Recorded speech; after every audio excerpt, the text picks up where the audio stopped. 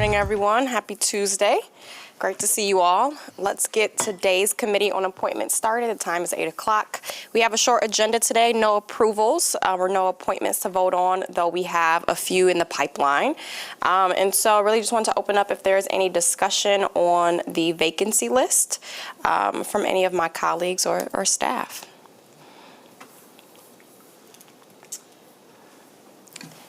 I think, thank you, Madam Chair. I think at our last meeting, Daniel did send us some PIPs for a variety of roles. I know the mayor sent a note, Daniel, about the community relations commissions that have been forwarded, so I'll allow those conversations to proceed. I think she had some questions about the makeup of the body, if I remember correctly. I think for one of the corridor improvements authorities, Commissioner Robbins, there was somebody that you all were looking for Southtown, but they, and I don't know if maybe I did write you, but they're about a half a mile away from the boundary, which is unfortunate, but we do need to follow those rules. Yeah, I'm sorry, I didn't follow up with you after I found that out. No, that's all right. And that's for South Division Granville. I'm sorry, yes. That's okay, yep. No, we think of different names. I know, we gotta get more creative. We do have someone else who is interested, and I know that they're within boundaries, so I'll have a follow-up conversation and see if he's able to apply. Okay, that's great. I don't have any updates on like North Quarter. We just had an event last weekend.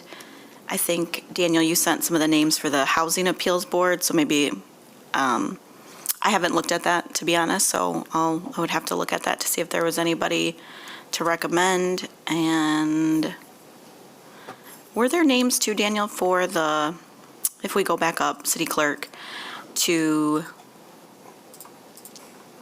a slow hand. It's a slow roll. Board of Zoning Appeals for that alternate position. So I can't remember if you did send those, if there was anybody for that one from when we talked last week. Yes, there were just a few names. Okay. But there were some intricacies of certain applicants. Okay, that's a good way to say it. And then the Affordable Housing Fund Board, Madam Chair, I think Daniel sent you and Commissioner Goey some PIPs because the selection is for the third ward. Yep. So I think that's what we talked about last week. Mm-hmm. Yep. So as I mentioned, lots happening behind the scenes. A lot of folks in the pipe for new appointments and reappointments. Anything else folks want to name before we close? I do have a question because we don't usually have Grand Valley Metro Council. Whose position is that, Daniel? Because usually we don't have that. I call out. We don't usually have that. Because that the mayor and Mark and city manager? I think that sometimes has been either a member of the planning commission or the planning staff too. The current members I have are city manager Washington and Lene Wells. And then there's a third vacancy that I believe was vacated by a Mr. Verhulst. Oh, okay. That's it. All right. I was trying, because we don't usually have that one on there, so that kind of like, yeah, it jumped out at me. Wonderful. Memorized. Any other discussion? Hearing none, this meeting is adjourned. 8:03. Thank you.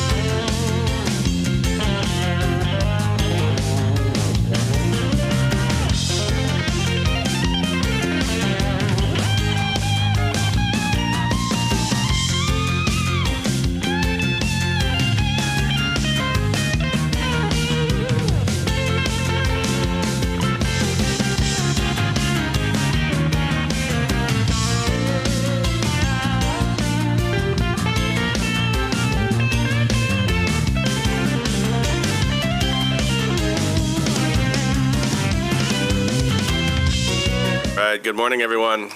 We'll call the Fiscal Committee to order here for September 10th. First item on the agenda this morning is a resolution recognizing fans of Valley Field as a local civic organization. Support.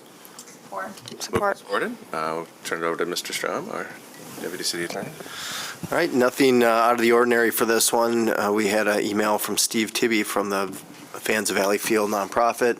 They are all up to date with their state nonprofit status, and so we would recommend that we recognize them as a local civic organization so they can run their 50/50 raffle. Very good. Colleagues, questions? All right, hearing none. Those in favor? Aye. Opposed, same sign. Motion carries. Item 2 is a resolution accepting a grant from the Institute for Responsive Government in the amount of $100,000. So moved. Support. Moved and supported. We'll turn it over to our clerk. Yeah, this grant application or this grant opportunity came out in the last couple of weeks. It's available for 7 states that have high rankings for elections, and so we'll be using this for updating some of our computer equipment for e-poll books and other election administration. The Institute for Responsive Government is a 501c3 organization that does a lot of reporting on election activities. Very good. Questions, colleagues? All right, hearing none. Those in favor? Aye. Opposed, same sign. Motion carries. Item 3 is a resolution approving public education government grant reimbursements for the Grand Rapids Public Schools in the amount of $17,494.02. So moved. Support. Moved and supported. This is just the quarterly amount we normally get. Is there comments or questions? Yeah, the city just serves as a fiduciary for these funds, and the specific programs, just to name them out, is the First Steps of Kent, Catholic Diocese of Grand Rapids, and Family Futures, so. Yep. Very good. All right, with no questions, those in favor? Aye. Aye. Opposed, same sign. Motion carries. Item 4 is a resolution authorizing an agreement with the Community Economic Development Association of Michigan for the Office of Sustainability to host a MI Healthy Climate Corps member with a total host site fee of $14,175. So moved. Support. Moved and supported. Good morning. Good morning, Commissioners. This resolution is to approve an agreement and match fee of $14,175 for the Office of Sustainability's budget for participation in the Michigan Healthy Climate Corps. The Michigan Healthy Climate Corps is a state subsidiary of the federal AmeriCorps program, and the AmeriCorps program offers a variety of stipend volunteer programs that serve communities across the country. So the Michigan Healthy Climate Corps focuses on building capacity across the state to reach the state's healthy climate plan goals as a partnership between the state's Department of Environment, Great Lakes and Energy, and the Michigan Community Service Commission and their operating partner, CDAM, or the Community Economic Development Association of Michigan.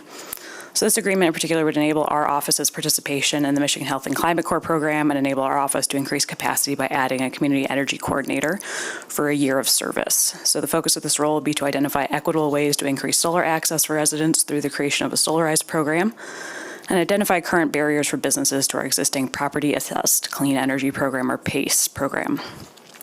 So this role would provide a living allowance of $35,200 in health benefits provided by CDAM. And on completion of their service term, they'd also receive an AmeriCorps Education Award. If approved, this role of the Community Energy Coordinator would begin in November and would complete their service in October 2025. And our office's role as host site would be completed at the end of their service term. The work for this role would complete alignment with our strategic plan to create and support programs to reduce carbon emissions from the building sector across community. Very good. Colleagues, questions? All right, hearing none. Those in favor? Aye. Opposed, same sign. Motion carries. Thank you so much. Item 5, resolution approving an amendment for an increase of $62,000 to the contract for professional services with ACP/Green and Associates LLC, doing business as Planning Next for the Community Master Plan with a total amount not to exceed $1,062,000. So moved. Support. Moved and supported. Our Planning Director, Ms. Tergolson. Good morning. Yes, good morning, Commission. We are requesting an amendment to the current contract. As we've detailed in previous presentations, as we moved through the implementation phase of the Community Master Plan, we saw that there was a significant opportunity for some more robust discussions, both with the Planning Commission as well as the City Commission. In addition, there was some minor delays during the engagement process. We had an ice storm, for example, example, and had to cancel a meeting and then reschedule it. So all of those things end up pushing the schedule a little bit, and of course, that has some budget implications. Fortunately, the Planning Department budget can absorb the additional cost. We have some unused professional contractual funds from previously dedicated master plan, I didn't say that right, but dollars that were previously dedicated for master plan that were unspent that we've carried over from previous fiscal years. So there is no additional request from the general fund, funds that were already, we can repurpose within the planning department. Very good. Colleagues, questions? All right, hearing none, those in favor? Aye. Opposed, same sign. Motion carries. Thank you. So much. Item 6, a resolution authorizing a contract amendment in the amount of $16,914 with Axon Enterprises Incorporated, 2 one-year renewal options for a total not to exceed of $7,023,600 to provide additional licenses for the Grand Rapids Police Department. So moved. Moved and supported. Mr. Davis, good morning. Good morning. The city currently has a contract with Axon that provides technological assistance as it relates to body-worn cameras and other things like that for the police department. Currently, the city has purchased 304 licenses, which covers all of our authorized strength for the police department, but we need additional license to cover the records unit as well as forensics. So that's what this amendment does. Very good. Colleagues, questions? All right, hearing none, those in favor? Aye. Opposed, same sign. Motion carries. Thank you. Thank you. Item 7, resolution approving execution of a contract with Seeds of Promise in the amount of $55,000 to support community-based violence reduction in the 3rd Ward. So moved. Support. Moved and supported. Mr. Matthews? Morning. So this is our final contract for the participatory budgeting process. The 3rd Ward had voted to allocate $205,000 to community-based violence prevention in the 3rd Ward. If you remember, we brought forward a separate contract for $150,000 to help support the GRACE program through City of Rest. This allocates the remaining $55,000 of the funds that were voted on to Seeds of Promise for additional violence reduction work in the 3rd Ward. Very good. Colleagues, questions? All right, hearing none, those in favor? Aye. Opposed, same sign. Motion carries. Thank you. Item 8 is a resolution to approve a 3-year contract for participation in the Consumers Energy Voluntary Large Customer Renewable Energy Program for procurement of renewable energy credits from 2028 to 2030. So moved. Support. Moved and supported. Ms. Wilkinson? Thank you, Commissioners. This resolution is essentially to approve a 3-year contract to participate in our Consumers Energy Voluntary Large Customer Renewable Energy Program, and it's for a program that begins in 28 with a 3-year contract at 2030. The city has worked to meet our renewable energy goals through the Consumers Current Green Generation Program as well as our recent REC purchases. But with the Green Generation Program sunsetting in 2028 and our current RECs running through 2026, the city's been looking for a sustainable long-term solution to continue meeting our renewable energy goals each year. So Consumers Renewable Energy Program for large customers will begin in 2028, and they have just recently, through the Michigan Public Service Commission, offered a 3-year contract term at the city's encouragement. And in this program, the city is going to pay a fixed rate for kilowatt hour cost for 39 million kilowatt hours, totaling around $2.496 million annually. This cost is going to be shared proportionally according to the department consuming purchase power. So 60% of that is borne by water, environmental services, and mobile GR. Now, this program would maintain the city's renewable energy performance and save an estimated $134,190 over the 3-year term. When compared to projected market rates for renewable energy, the city would be able to avoid the generation of 16,263 metric tons of CO2 annually. And this is being brought forward to ensure the city has reserved a portion of the limited renewable kilowatt hours being made available through this program, which are going to be allocated by Consumers Energy on a first-come, first-served basis. No payments are due to Consumers Energy prior to the initiation of this program in 2028. Very good. Colleagues, questions? All right, hearing none. Those in favor? Aye. Opposed, same sign. Motion carries. Thank you. Item 9 is a resolution authorizing conditional approval of a tax exemption and payment in lieu of taxes for Alpine Senior Apartments. So moved. Support. Moved and supported. Ms. Banshoff, good morning. Good morning. The Alpine Senior Apartments project would be located at 1625 Alpine Avenue Northwest. The developer is Volker Development Incorporated, and the ownership entity would be the Alpine Senior Limited Dividend Housing Association Limited Liability Corporation. The development will include 52 units that will be available for occupancy by seniors age 55 and older. All units will be available to households with income at or below 70% of the area median income, with an average not to exceed 60%. And the developer has elected pilot option 2, which is to make a service charge in an amount, or pay service charge in an amount equal to 1% of annual shelter rent, in addition to making an annual contribution into the city's affordable housing fund in an amount equal to 2% of annual shelter rent. Very good. Colleagues, questions? All right, hearing none. Those in favor? Aye. Opposed, same sign. Motion carries. Item 10 is a resolution authorizing conditional approval of a tax exemption and payment in lieu of taxes for Hartside and Bridge. So moved. Support. Moved and supported. Right, the Hartside and Bridge project comprises 4 existing developments that are owned by Dwelling Place of Grand Rapids, and the ownership for this restructuring to involve these 4 properties will be the Hartside and Bridge Limited Dividend Housing Association, LLC. The 4 existing developments are being restructured under common ownership for a low-income housing tax credit application in order to leverage funding for renovations. The projects include the Martineau Apartments, Kelsey Apartments, Bridge Street Place, and Goodrich Apartments. All units will be available to households with income at or below 80% of area median income, with the average household income not to exceed 60% of AMI.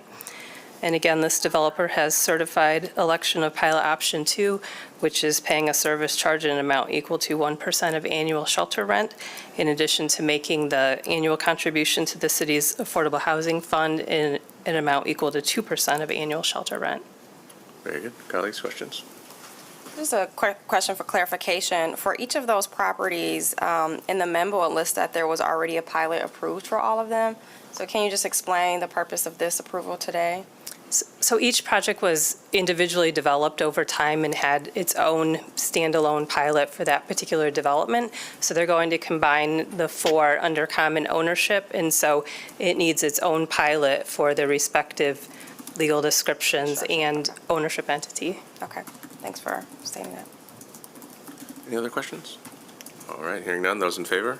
Aye. Aye. Opposed, same sign. Motion carries. Thank you so much. Item 11 is a resolution accepting a grant award from Outdoor Foundation for $25,000 for GR Outside, a division of Grand Rapids Parks and Rec. So moved. Support. Moved and supported. Mr. Marquardt? Good morning, Commissioners. We are pleased to bring forward this item, yet another grant from the Outdoor Foundation to support our important work through the division of GR Outside. Specifically, this grant will allow us to further the work that we do with the paddling experience in the spring with GRPS, our free family paddle nights over the course of the summer, and then, of course, supporting educators within the GRPS system in their quest for outdoor education. Very good.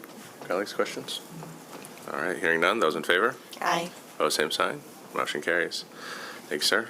Item 12, bid list resolution for September 10, 2024. So moved. Support. Moved and supported. Ms. Claren? Yeah, we just have a few items this morning. Renewal of NeoGov, things like that, pretty routine. If there's any questions, myself or the departments are here to. Very good. Questions on any items on the bid list? All right. Hearing none. Those in favor? Aye. Opposed, same sign. Motion carries. Item 13 is a discussion item related to the proposed language change to City Commission Policy 700-02, submission of applications for grant in aid assistance. I'll turn it over to Ms. Claren. Okay, so I mentioned this at our last meeting. I've had conversations with a couple of you on this, but it's been proposed to update the language from a policy from 1972. So attached to the item is the suggested revisions based on the discussions we've had. We bring this before you today to see if this is in line with expectation. The big material change is memorializing what we already do with our budget amendments. We include language when there's a grant, if there's a position that is added to be funded by the grant. We do in the budget amendment say when this funding expires, this position should be removed from the roster, but to solidify that and embed it in the commission policy for future decision-making, it's basically the language is bulleted number 5 on the policy. So that's where we're at. If you guys are amenable to the language, then we can bring that forward at our next meeting for adoption. Very good. Colleagues, we'll open it up for discussion. I just want to say thank you for doing this. Yeah. I think this is good policy. I'm questioning, fine with the language as well. Just curious, do you have a sense of how many grant positions after that first grant, how many continue or how many of them kind of become standard operations and kind of we find a way to bring forward a budget proposal? I'm just curious about just general that. No, that's a great question. I can look back over the past few years to give you an idea. For the most part, these positions have gone away, or the departments. In some cases, we've stepped in with the general fund to find 1 or 2 months of funding until they could get into that next grant. So we have provided a bridge in the past, but it's always with the expectation where we already know this award's coming. But that's a great question. I can look back to see if there are positions that we know of that had started out as grants that have become embedded in our operation. Off the top of my head, I can't think of any right now, with the exception of like COPS grants or SAFER grants, and those are great vehicles for the police and fire department when you're staffing up. For instance, we have a SAFER grant we applied for. We just got notification we got an award for the new Kendall Fire Station. So that's a 3-year funding with the expectation we'll pick up the 4th year, but we're going to probably carry on with funding those positions because we opened a new fundings, a new station, need to staff it. So the same things are in place with like the COPS grant too, where we want to increase our force size, and there's an expectation that we'll continue funding those positions. So it really depends on the grant you're talking about, but I know sustainability, we've had positions we've brought on, and then when the grant expires, they've rolled off. So yeah, I'd be curious kind of some of those main purposes of the grant. So staffing up, piloting something, Yes. What are some of those key reasons why? Absolutely. Right? Yeah, I can put together an accounting of current grant funded positions just to give you an idea of where we're at too. So that might be helpful. Yeah, thank you. Any other discussion? All right. We will move on to item 14, which is a report of bond sales, $20,740,000 for Parks and Rec Improvement Bonds, Series 2024. I'll take this one too. I have Tricia would be here, but she's embedded in ERP meetings today, so I said stay there. But if she was here, and I'm happy to report on this, we performed really well. This was capital improvement bonds for the Parks and Recreation. We also had a small portion of it is for our street lighting department, as well as the Griff's Ice House, their chiller unit. That was about $4 million of this issuance. But we took a new approach this time with our bond sale. We went competitive. Usually it's been a tradition, at least in the 10 years I've been here, that we typically do negotiated sales where you choose your financing team way ahead, pick a date, and then do the bond sale. Whereas with a competitive sale, we don't have an underwriter chosen. We go out to the market and get bids on various underwriters, banks that will bid on our debt. And we have a very good rating, a AA, and we're known as a solid community, great investment for people that do buy our bonds. So we were quite pleased. We had Near record, 12 bids on our debt, and it resulted in a TIC, or true interest cost, which is the effective cost of borrowing, 3.63%. So again, very happy with the sale. Departments will be pleased too, because it'll be a little bit lower interest cost than what we were predicting. So, yeah. Great. Colleagues, any questions? All right. Thank you. No action on that one, correct? All right. Item 15 is our comptroller's warrant report for the period August 12, 2024 through August 27, 2024, in the amount of $65,722,957.24. Mr. Comptroller. Good morning, Commissioners. Excuse me. For the period referenced, we released cash payments totaling approximately $65.7 million. That amount includes $10.9 million for our employee payroll expense and just over $513,000 for our income warrants. In terms of quantity, we released 964 income tax refunds and 1,415 checks and electronic payments. And as always, the details of the payments greater than $20,000 are contained in the following pages. Very good. Colleagues, questions for the Comptroller? All right, hearing none, those reports are received and filed. And our final item is our Treasurer's Report for the period August 14, 2024 through August 26, 2024. Mr. Treasurer. Good morning, Commissioners. How about short and sweet today? We're waiting for the Fed meeting next week, September 17 and 18. We're looking at least a 25 basis point rate cut, first rate cut in a while. We're seeing that's going to probably be trending in the downward direction. But again, anytime an economic global event might happen, that could change their position. But I'm very hopeful we're going to start seeing those rates come down. And with our report today, we have $732 million at the time of this report, earning 3.6%, north of 3.6%, and we continue to disperse out the checks to the various local taxing authorities for the tax money we've collected. Very good. Colleagues, any questions for the Treasurer? All right, hearing none, that report is received and filed, and we'll conclude the Fiscal Committee here at 8:51. Thank you, everyone. Thank you.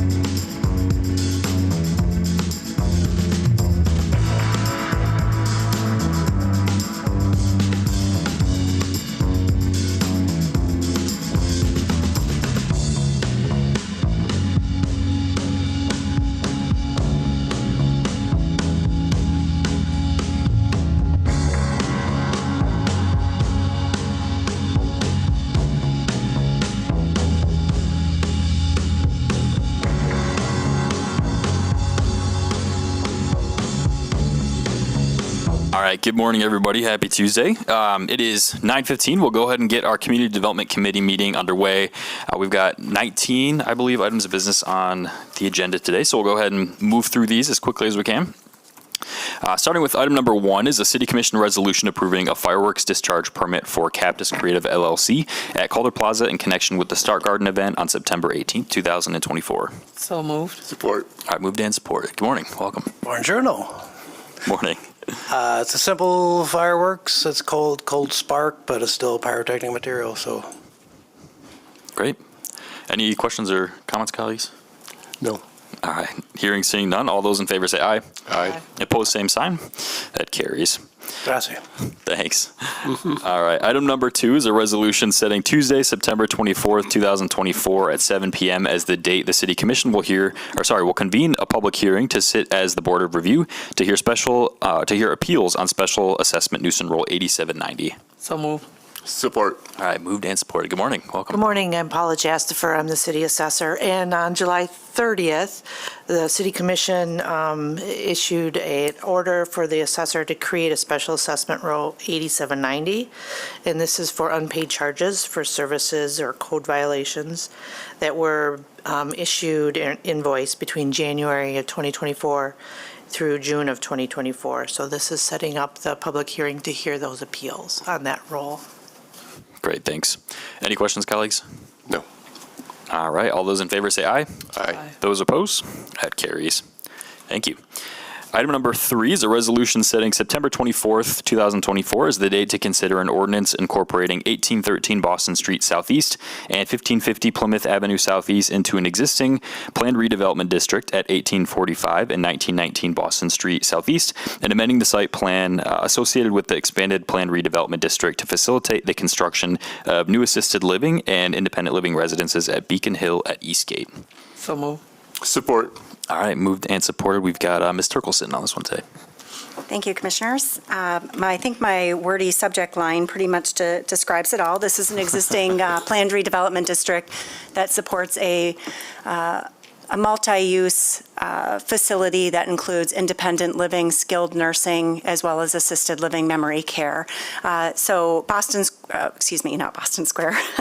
Beacon Hill has done a number of changes over the past several years, and under the planned redevelopment district, any more significant change does require both Planning Commission and City Commission action. This does expand the planned redevelopment district to incorporate 2 single-family lots located at the southeast corner of the development.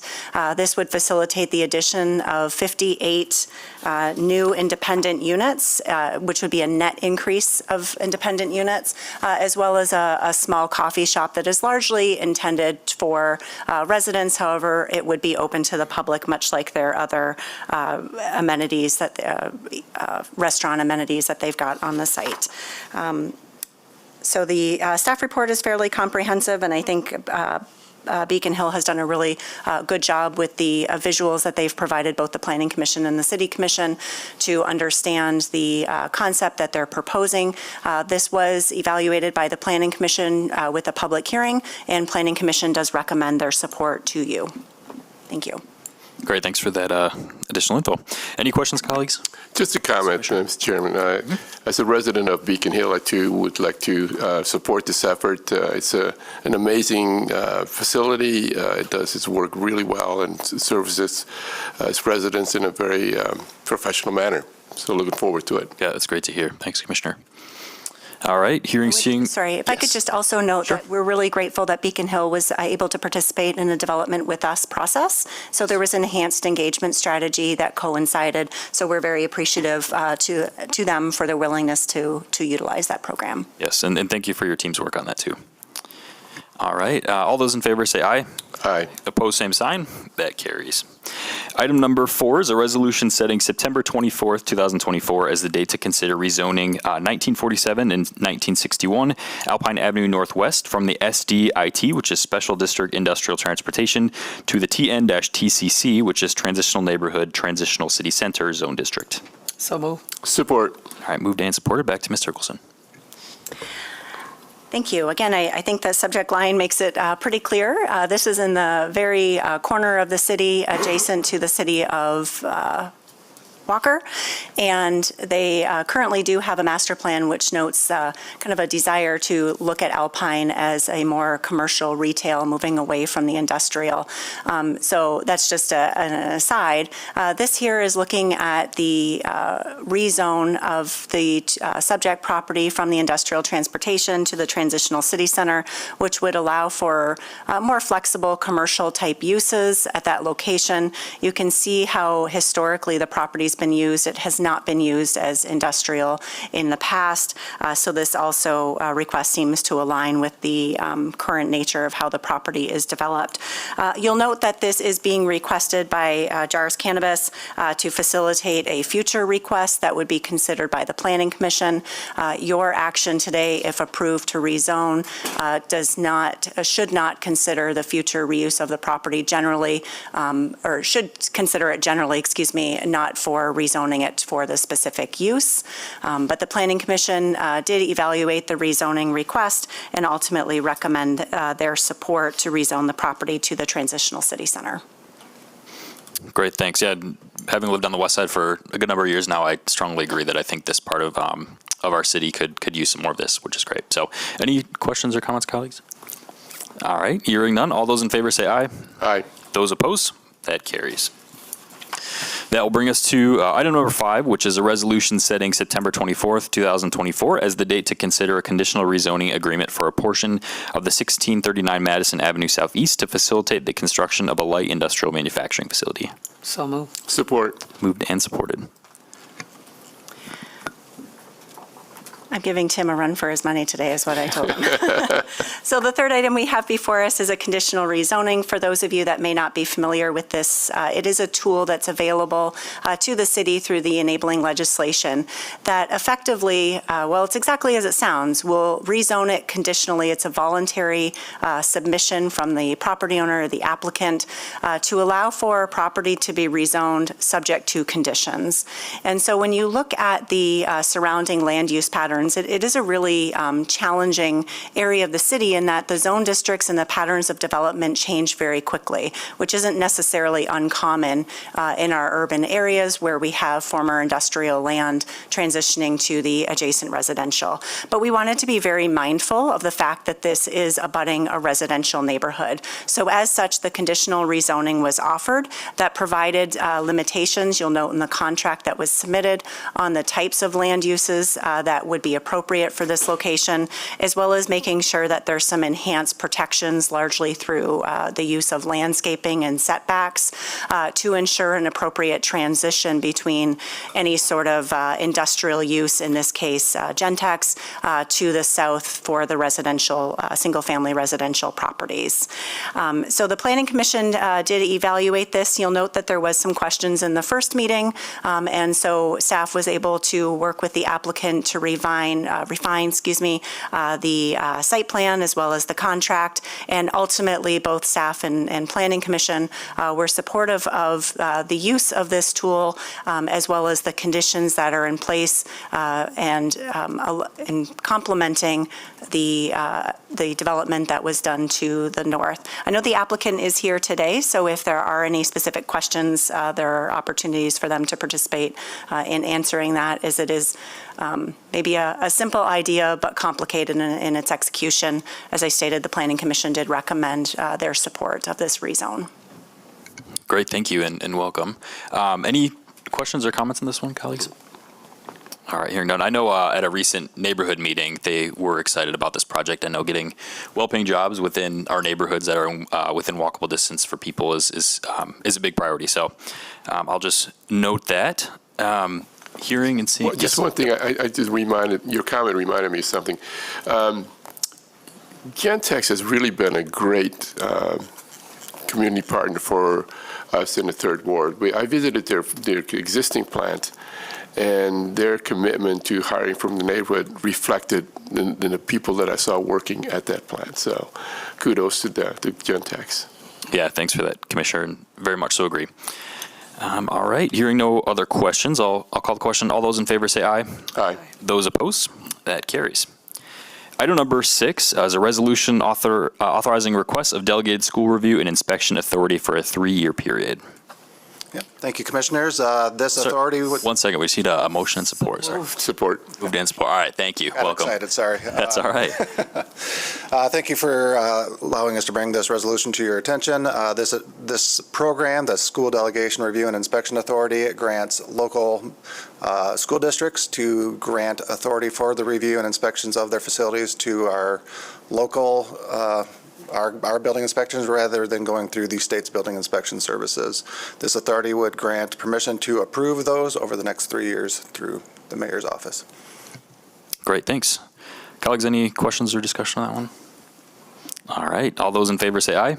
Aye. Those opposed? That carries. Thank you. Item number 7 is a resolution approving an agreement with MDOT for the reconstruction of Leonard Street from Powers Avenue to Alpine Avenue and authorizing the local share of project costs in an amount not to exceed $4,320,909. So move. Support. All right, moved and supported. Good morning, Commissioners. Good morning. So reconstruction of this segment of Leonard is anticipated to occur next year. The project will include new curb and gutter, ADA ramps, storm sewer, replacing the existing street lighting, raid gardens, and 31 street trees. The reconstruction will expand the pedestrian space, making room for those street trees as well as other amenities. Approximately $600,000 in federal aid through the Surface Transportation Program is being used to help support this project, which means it's being administered then through MDOT. So the agreement before you is with MDOT and authorizes the local share of our project costs not to exceed that $4,320,909 amount with an anticipated total project investment of $4.9 million. Our local share in financing will come from the Capital Improvement Fund as well as the Vital Streets Fund. Great, thanks. And would you mind maybe speaking to what sort of communications might go out to businesses? I know Leonard Street is a very important business district for our west side.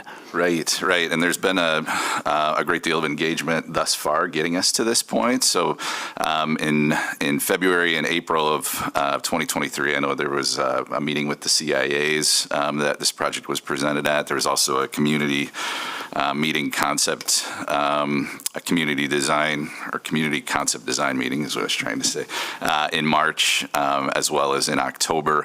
We'll send another mailer in advance of this construction project and also host a construction prep meeting to answer any questions. But as a result of the feedback and engagement that was done, we did alter and adjust the design to try to accommodate that feedback as much as possible.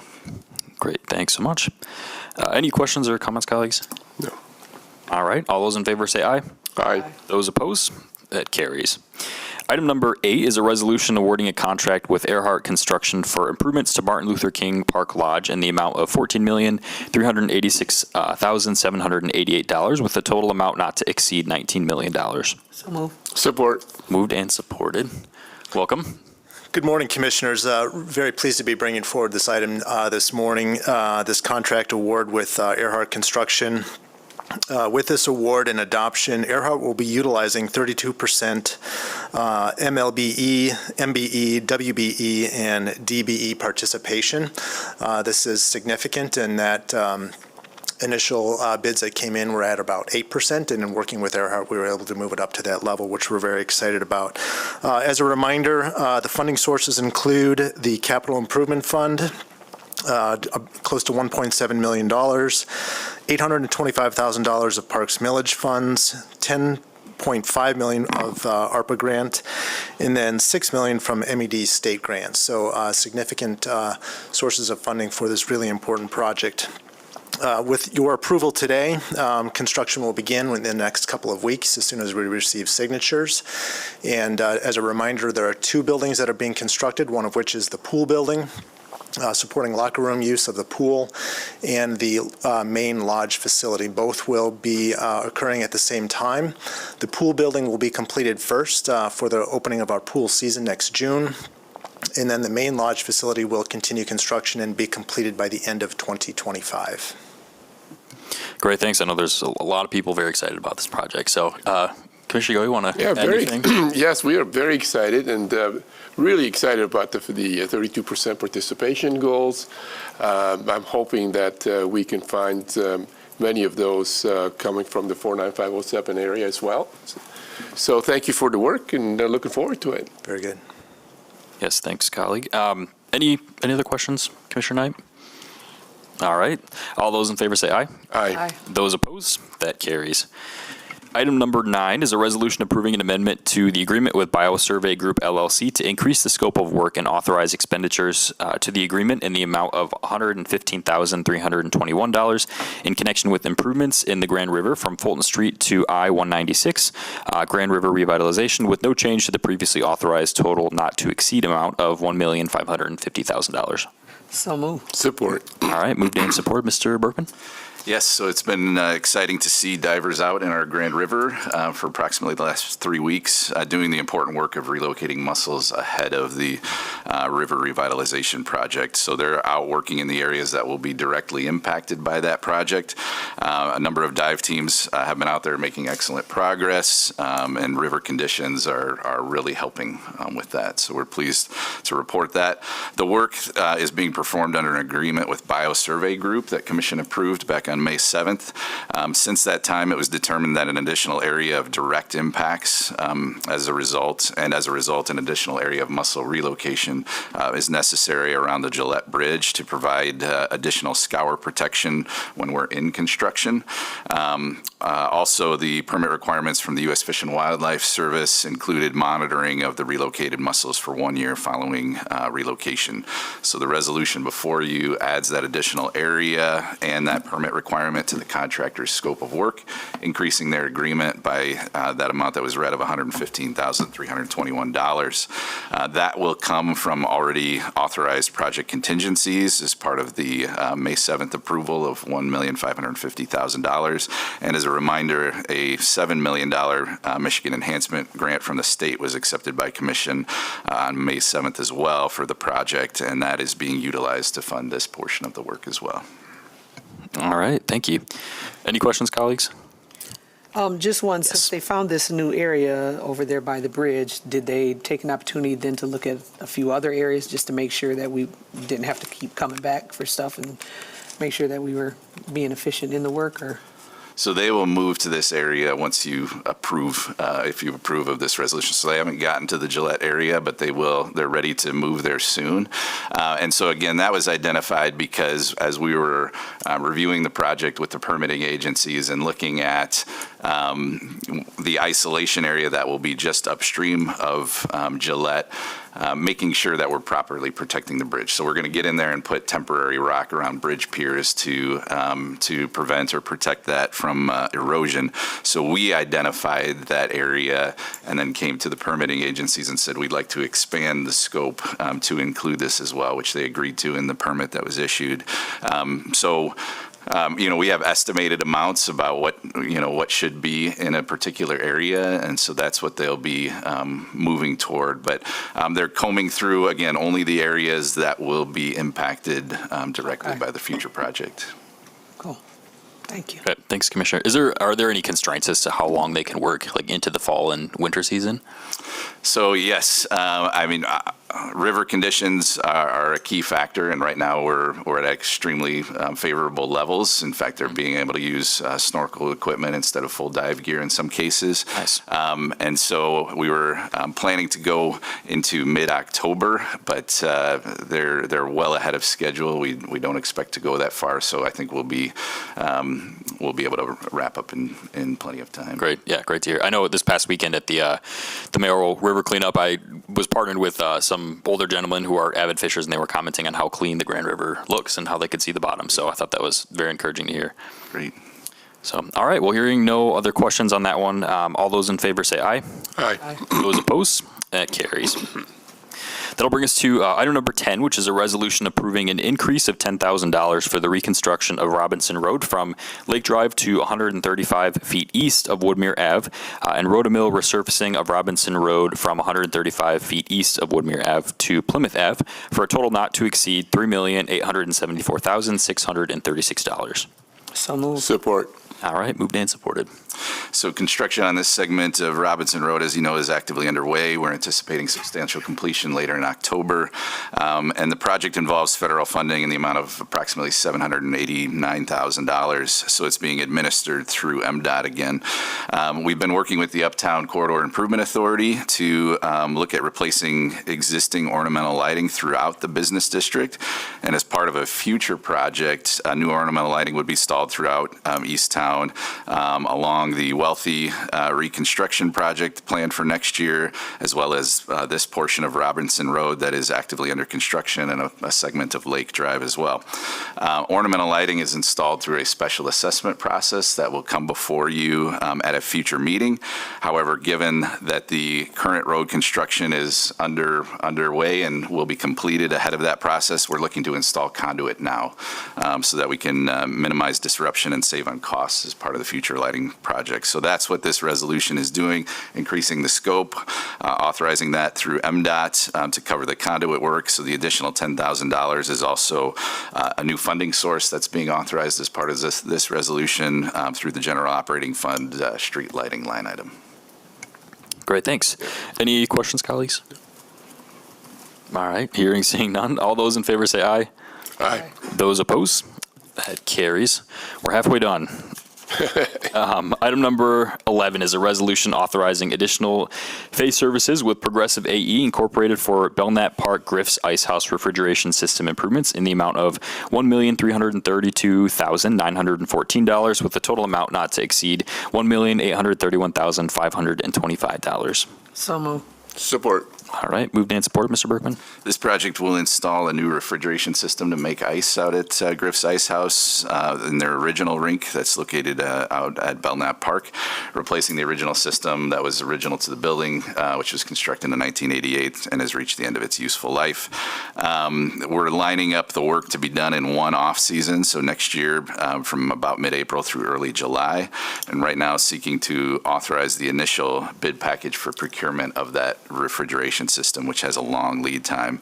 So this will get our mechanical and refrigeration contractor on board, which has about a 40-plus week lead time, and get it here in time for that window next season.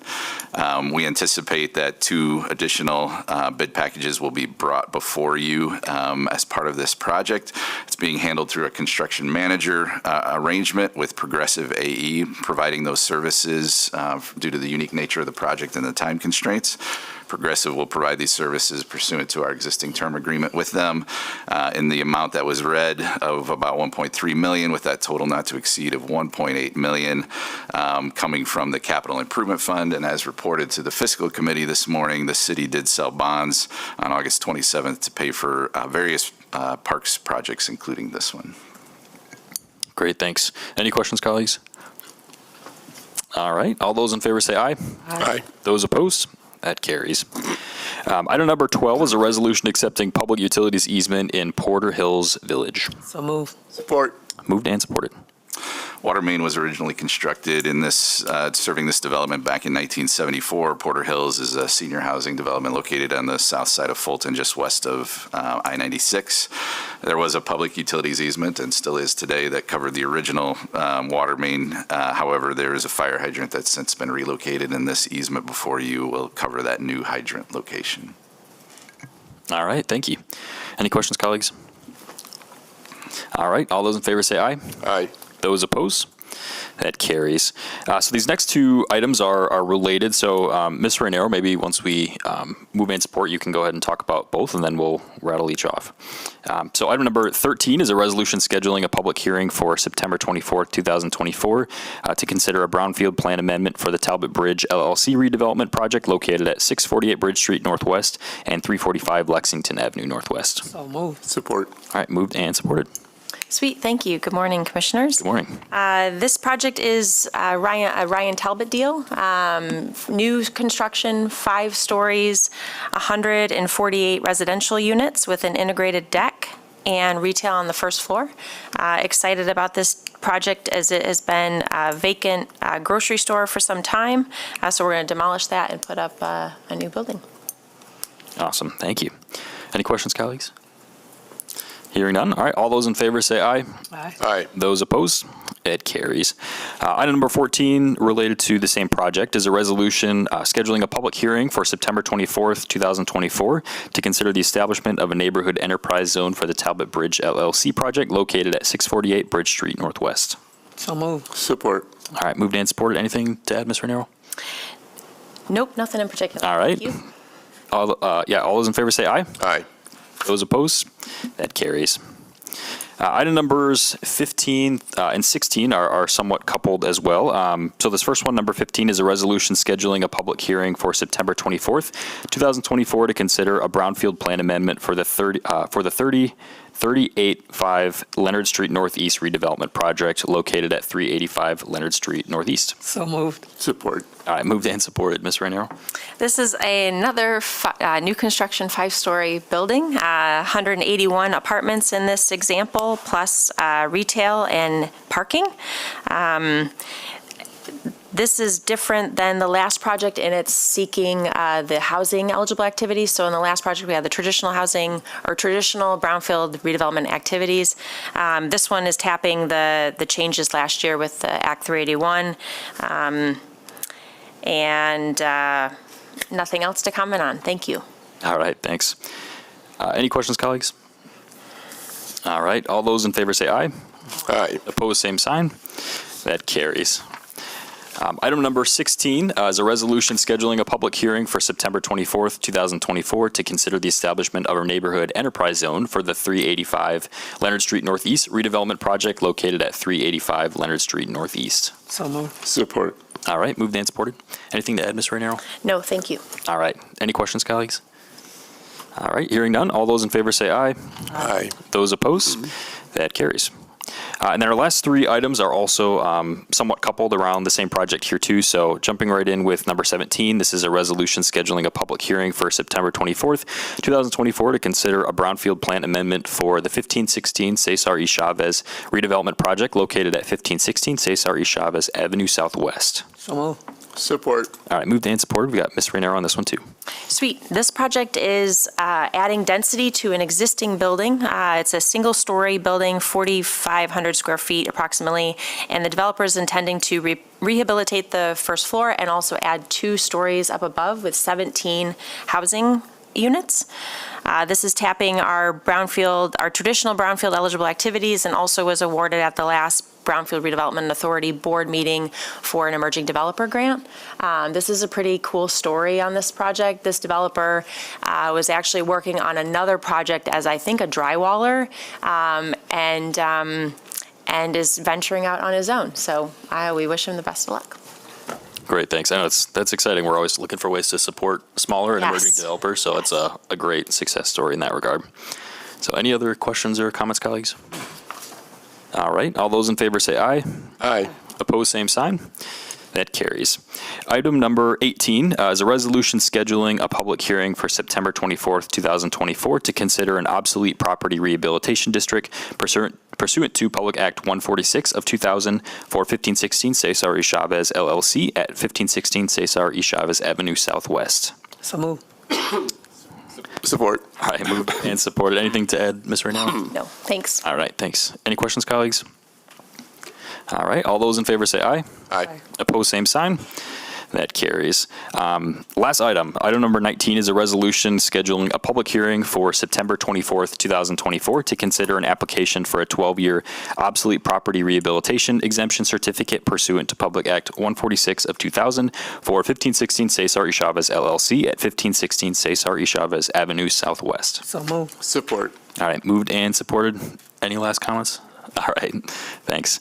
Any questions, colleagues? All right, hearing, seeing none, all those in favor say aye. Aye.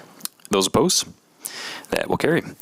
All right, well, that concludes our normal scheduled items for our agenda today, so we'll go ahead and adjourn this meeting at 9:44 in the morning, and we'll see you back in here for Committee of the Whole.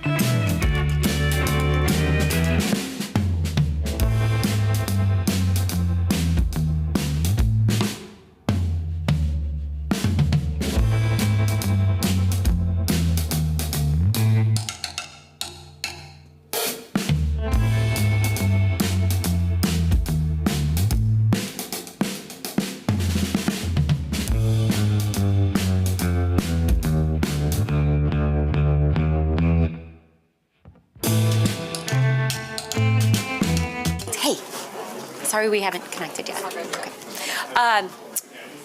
Good morning, everyone. I'm going to go ahead and call this Committee of the Whole to order on this lovely September morning.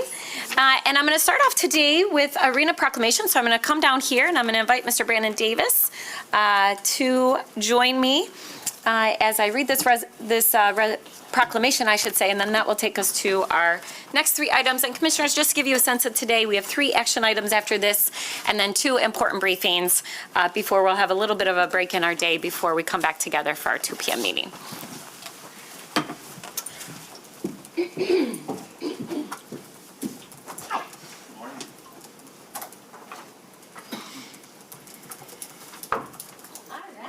Turn this on. Good morning, everyone. I'm here this morning to read a proclamation recognizing National Hispanic Heritage Month. And so I'll hand this over to Mr. Davis to say a few words afterwards. Also want to really highlight also one of my colleagues on the commission who was the first Latina elected to our city commission and currently serves as the only one today. So thank you for your leadership, Commissioner Isasi, and for all that you do in our community. So with that, this proclamation reads, whereas throughout our nation's history, the Hispanic and Latino communities have made enduring contributions to the United States in the fields of art, science, education, business, government, and every other aspect of American life. And whereas Hispanic and Latinos have played a vital role in shaping our history and identity, from the early settlers who explored and built this land, and the many who worked tirelessly to build a brighter future for us all.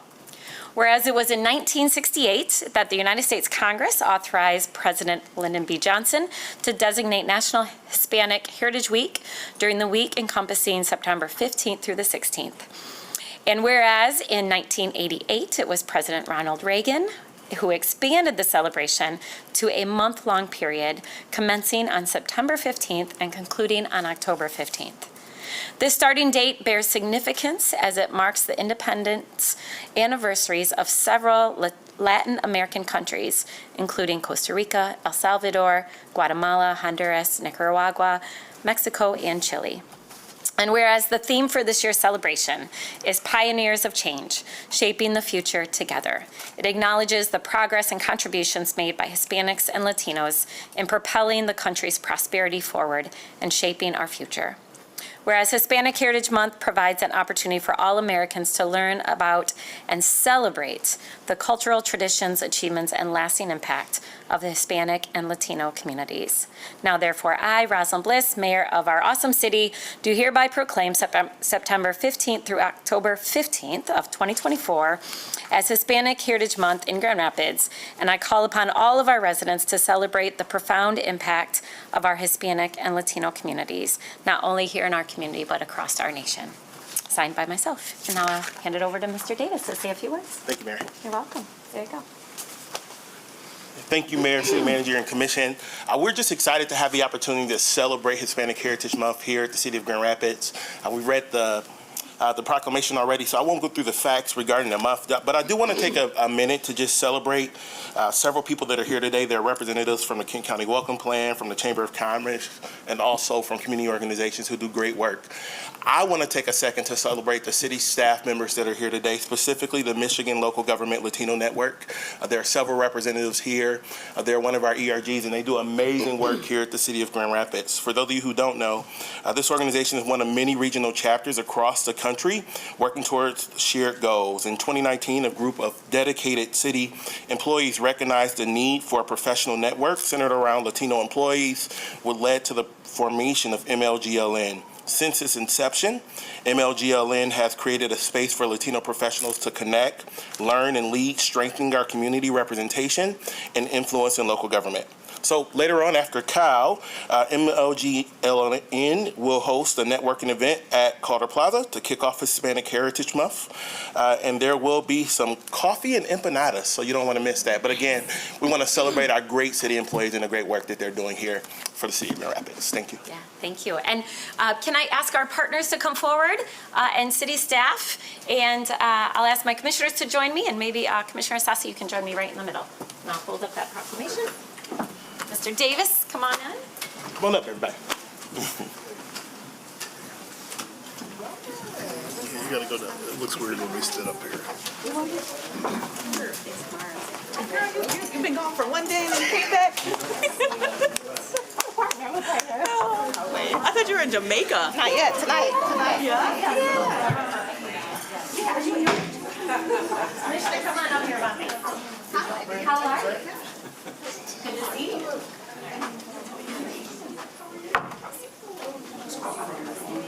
Oh, yeah. The taller members in the back. Thanks, Brandon. No problem.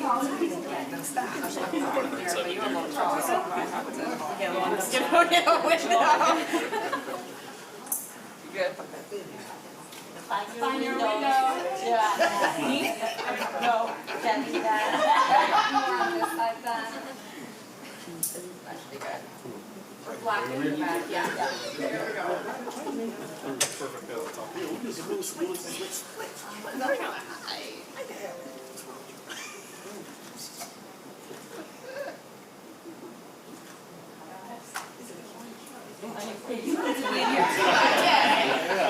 You need to be in here too.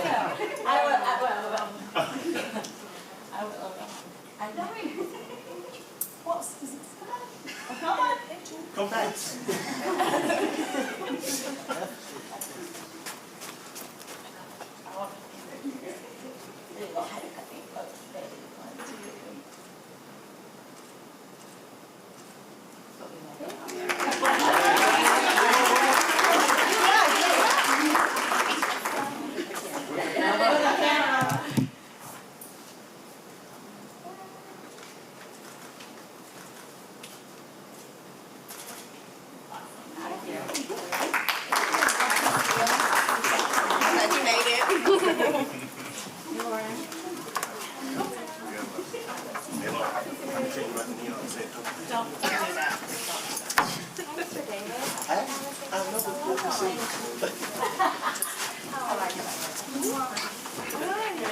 Yeah, that's for Brandon. Oh, thank you. Commissioner. Thank you.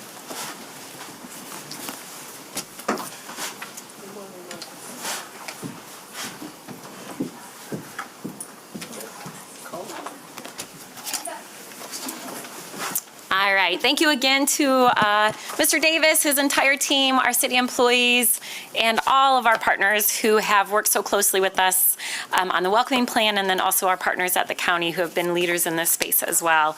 Really appreciate all your great work. Okay, so with that, Commissioners, we'll move forward with our next item. So this is a resolution to change the start date of our December 3rd and December 17th City Commission meetings. Can I get a motion? So moved. Support. All right, moved and supported. So City Clerk, you want to tell us about this item? Yeah, briefly, the start dates, obviously, we know that the first meeting of the month is traditionally 2:00 p.m. and the second meeting of the month is 7 p.m.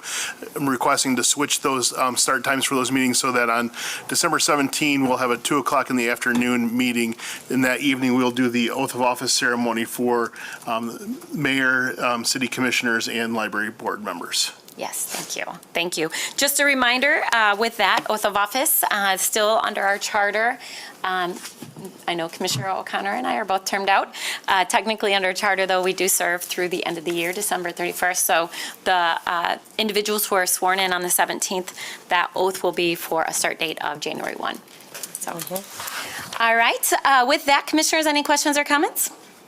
All right. All those in favor say aye. Aye. Those opposed? It carries. Thank you. Next, it'll take us to a resolution appointing a Historic Preservation Study Committee to determine the eligibility of the Dean Kendall House, which is located at 2350 Leonard Street Northwest, for local historic district and landmark designation. Can I get a motion? So moved. All right, moved and supported. We have our planning director here, Ms. Turkelson, to tell us about this item. Yes, good morning, Commission. This recommendation or resolution is being recommended to you by the Historic Preservation Commission. The owners of the subject property, Frank and Melissa Pattis, have recently had their property registered with the National Registry of Historic Places and are now seeking local historic designation. The reason that's important is because it's the local designation that offers the protection to the property. Included in the resolution is a study committee member appointment, including the owners as well as a member of the Historic Preservation Commission. Great, thank you. Commissioners, any questions or comments about this item? All right, seeing none, all those in favor say aye. Aye. Those opposed? It carries. All right, next that will take us to a resolution setting September 24th as the date to consider an ordinance amendment to our zoning ordinance to allow for additional parking for office uses in our TNCC traditional neighborhood city center, to reinstate the micro unit density bonus in the TNTCC zone district, and to reclassify car washes and vehicle fueling stations in the commercial zone to special land use. Can I get a motion? So moved. Support. All right, moved and supported. So Commissioners, I am going to have our Planning Director come back up, and we have representation here also from our Planning Commission. These items have been discussed at length at our Planning Commission, around our Planning Commission table, and have been recommended to move forward, and that's why they are here before us today. So I'll turn it over to Ms. Turkelson. Yes, thank you. Indeed, this resolution to adopt some ordinance amendments is being recommended to you by the Planning Commission, who evaluated or deliberated on the proposed changes at their last Planning Commission through a public hearing. This is a multi-part amendment, not unusual for you to see that, and they are not all related. The first one is probably one of the more significant changes. Currently, the zoning ordinance provides a parking maximum within our city center zone district. And I think Tim Kelly from DGRI provided a letter, because this is I suppose a joint request, in that Tim and I have worked extensively over the past several years together, and both of us have found some challenges with the current ordinance requirement that limits that amount of parking that can be built. And I think he did a really nice job articulating the reasons why. So I won't belabor that unless there's specific questions. But what in general we're finding is when we have large office users, the maximum permitted parking at one space per 1,000 square feet is simply not adequate for the needs of the individual user. And the reason that that's important for us to consider is because we also have goals to find large employers and attract corporate headquarters to our downtown. And so we started to evaluate that change that was implemented post the GR Forward plan, so in approximately, I think it was 2015. And there have been a number of instances where this has come up. And so what we've decided is to put before both the Planning Commission and the City Commission a policy change that would allow administratively for us to allow additional parking at 3 spaces per 1,000. And I think Tim, again, did a really nice job articulating how space is used differently for offices now post-pandemic compared to 2015, when that equation or that formula was implemented. However, there are important conditions. So it's not just a blanket change. It is only for office users that have at least 100,000 square feet of gross floor area. So again, trying to direct this flexibility towards large corporate users, because that's where we're seeing repeated pain points with users in our pre-development meetings.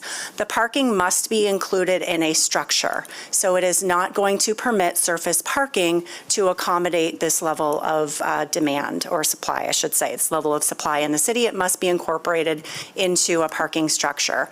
And then lastly, you'll note that a significant amount of work in partnership with Mobile GR went into additional requirements that will advance our transit demand strategies.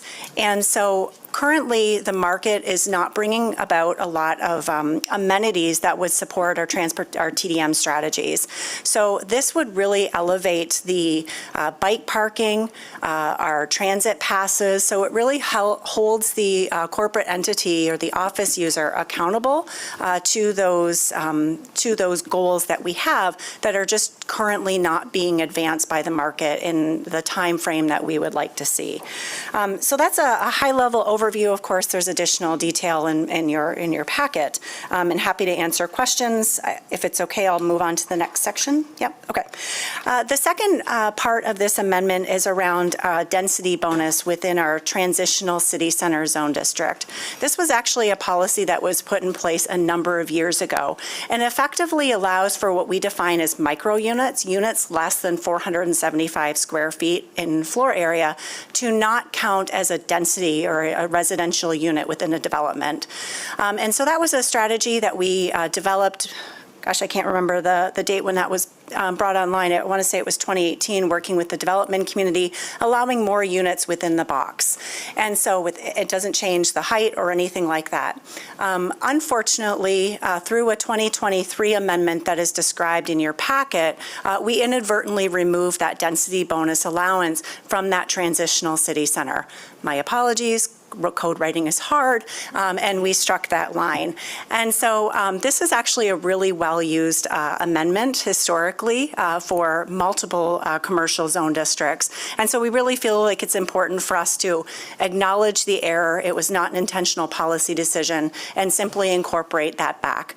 In your packet, you'll note lots of red lines, because what we wanted to try to do is just make it clear in the administration, separating out height bonuses from density bonuses. So it looks a little bit more wordy, probably because it is, but the policy itself is to simply bring back the density bonus for that transitional city center zone district. The last item is brought forward to you. Over the past several years, we've had a number of car washes and gas stations being requested in the city of a variety of sizes of land area. The most recent was a 3-acre parcel. We've had many closer to our urban core that are at least an acre. And as planners, I think we really find it necessary to evaluate whether vehicle uses and how our land use patterns, how our land is developed, really an important consideration of whether or not it's the highest and best use of land, and and what regulations a car wash and or a gas station might perform under. And so this is not changing where we allow gas stations and car washes, but rather giving the Planning Commission the authority versus staff to determine whether the proposed gas station in its configuration, meaning the amount of land area, the layout, the design, et cetera, is really the highest and best use, considering the other land use goals and strategies that the city has. So this simply changes it. In many cases, it would change it, from a planning department review to a planning commission review. So that's a summary of the 3 amendments. Again, the Planning Commission did deliberate on these changes and ultimately are recommending approval to you. Thank you, Mr. Colson. I appreciate having these come forward. I know Mobile GR has had discussion about them as well, along with the Downtown Development Authority. And I appreciate all the work the Planning Commission did to bring them forward today. So thank you for that. Again, Commissioners, what's before us today is to set a public hearing, to set September 24th as a date for consideration of the ordinance amendments. And I'll open it up for questions. Commissioner O'Connor? Thank you, Mayor. Just one question on the parking. And so it only applies to buildings over 100,000 square feet, and it in the TCC. Only in the TCC for the maximum. So it just because there's no parking minimum in the TCC, this just allows them to build more parking if they're seeking to build That's correct. It's a parking maximum for the user. So the building itself might be greater, but the tenant space must be at least 100,000 square feet. Thank you. All right. Commissioner? I'll go. Oh, did you want to speak, City Manager? Okay, I'll do Commissioner and then City Manager. Yeah, mine is more of a comment. I just wanted to say, I think in a world where we sometimes don't, we're like, everything has to be perfect, I just really appreciate you all working together to identify some of these pieces. And it is hard. It's hard sometimes to read it. So I just want to say thank you for the work that you and Mr. Berkman did, and just recognizing some of these pieces. So to have sort of one is, I think that should be recognized and appreciated. So just wanted to share that. Yeah, and thanks for catching the micro unit density bonus. City Manager. Thank you, Mayor. My question was, or comment, and for clarification more than question, was on the related density bonus, but separately the height bonus, that there's just cleanup language, but there's no change in the bonus of the number of stories that can be achieved based on the type of district that the project's in. That's correct. There is no change in policy relative to height of buildings. Right. All right. Any other questions? All right, Commissioner? Thanks, Barry. Just a comment as well. I think with the parking piece, I know we talk about, as a city, doing what we can to remove barriers for developers and people who want to call downtown home. And so I think doing things like this is exactly what we need to consider to make our downtown neighborhood as marketable as possible to companies and new residents and housing in the end too. So I'm very supportive of these. Great, thanks. All right, with that, I'll call the question. All those in favor say aye. Aye. Those opposed? It carries. All right, Commissioners, that will take us to our two briefings. Just confirming with our city attorney, we do not have executive session today. So we'll move to our two briefings before us. Our first one is a briefing on chapters 1 through 4 of the Bridge to Our Future, our Grand Rapids Community Master Plan that we've been working on and our department has been working on for well over a year and a half now. And then our second one will be on presentation by Ms. Bohach. This is something we do every single year, looking at a briefing on the 2023 Consolidated Annual Performance and Evaluation Report, or as we call it, the CAPER. So with that, I'll turn it, City Manager, you want to tee this off? Thank you, Mayor. And just to remind the commission, when we had our joint meeting with the Planning Commission, we agreed that the staff would periodically come back and give updates on the progress of the discussions that's happening at the Planning Commission. And we were intended to have this meeting at our last City Commission meeting, but decided to delay. And so I appreciate the staff and the Planning Commission's work and look forward to the update today. Ms. Turkelson's going to, and Ms. Asani is going to take us through the briefing. Yes, thank you. I'm glad I wore my comfy shoes today. So thank you for this opportunity to provide you with an update and it's specific to the content of the draft master plan. And we are focused today on chapters 1 through 4. This will be a team presentation. Leila Zani, our project manager, will run through the bulk of the content. And then, of course, our Planning Commission's chair, as well, and Mr. Roseboom serves on the steering committee, will provide you with a few comments relative to the Planning Commission's experience. Because the Planning Commission did receive a more detailed presentation back in August. That presentation, of course, is available on YouTube, Facebook. Packets are available online, so that if you were inclined, you can see a more detailed presentation by our planning consultant and see the deliberation by the Planning Commission.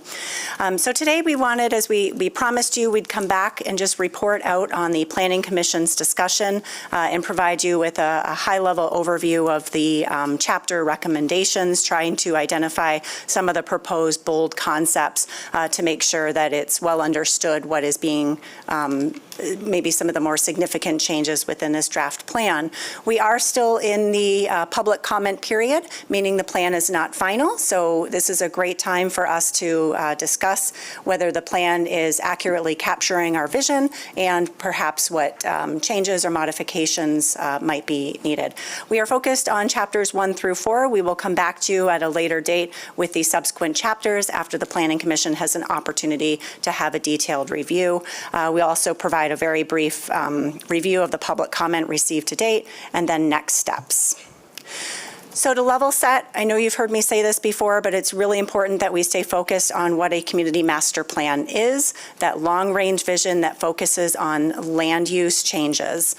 We look at the physical development of the community. So how do we want to grow and develop? Where do we see the city of Grand Rapids in the next 20 years? We know that community is made up of more than just land use. There are a variety of issues that we must, as a city, remain focused on, and there are the other plans and policies that are in place to focus on that. And so it's really important that we identify what this is, which sort of speaks to what it isn't. And so it's really, I look at it as a puzzle. This is one large, important piece of the puzzle that makes a vibrant community. My colleagues in other departments have those other puzzle pieces, and we are intentionally working together to make sure those pieces fit together.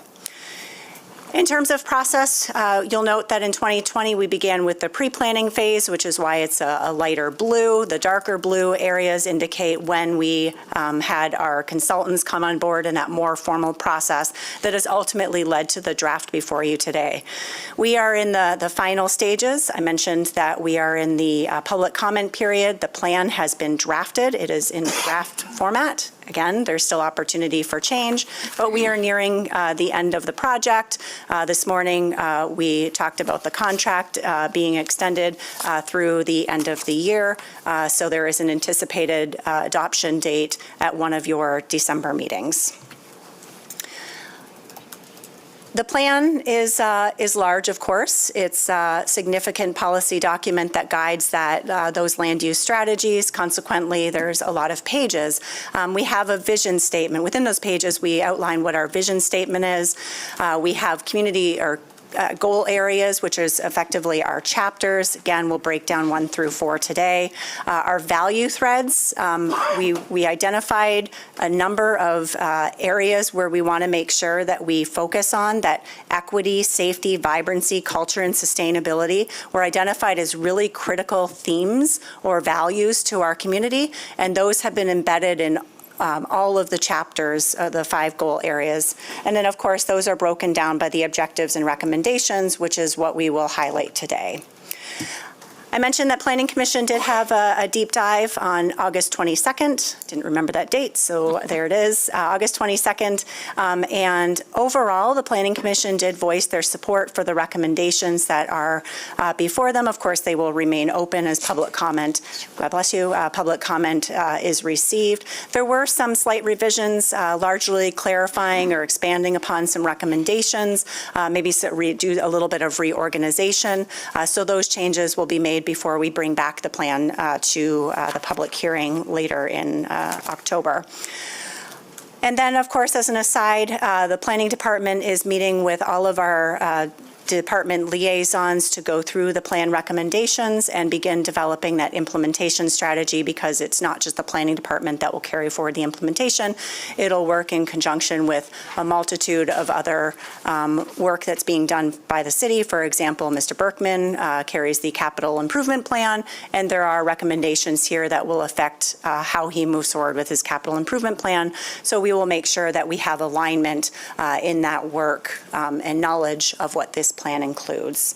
So with that, I will turn it over to Mr. Paul Roseboom, your esteemed Planning Commission Chair, for a couple of comments, and then Layla will dive into the meat of the overview. Great, thank you. Welcome, Paul.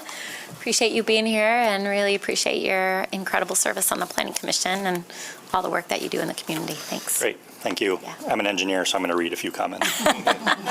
City Manager and Commissioners, thank you for your service to our city and thank you for your time here today. I am Paul Rosenbaum, Chairperson of the Planning Commission for this year. It's been and so I apologize for messing up your chair, Mayor Bliss. Clearly, longer legs. It's been my honor to serve on the commission, and has been a special honor to be a part of this master plan. The Planning Commission does fully support the direction of this master plan, and we thank you for your support in helping us get to this point, and we hope that you like what you see. Before we dive into the contents, I would like to give a quick shout out to our planning department, your planning department. We're blessed to be able to work with such a talented and dedicated staff. Most visible on the plan were Layla, project managing, Molly and then Sarah communicating and coordinating, Jay with his steady hand, and many others working more behind the scenes, besides the planners we regularly work most closely with. And then there's Director Turkelson, our fearless leader, with that oh-so-rare ability to zoom back and forth between the high-level big picture and the minute detail application of a specific zoning ordinance clause to a particular development case. She has definitely been the right person for the job at a time such as this. Thank you. Thank you.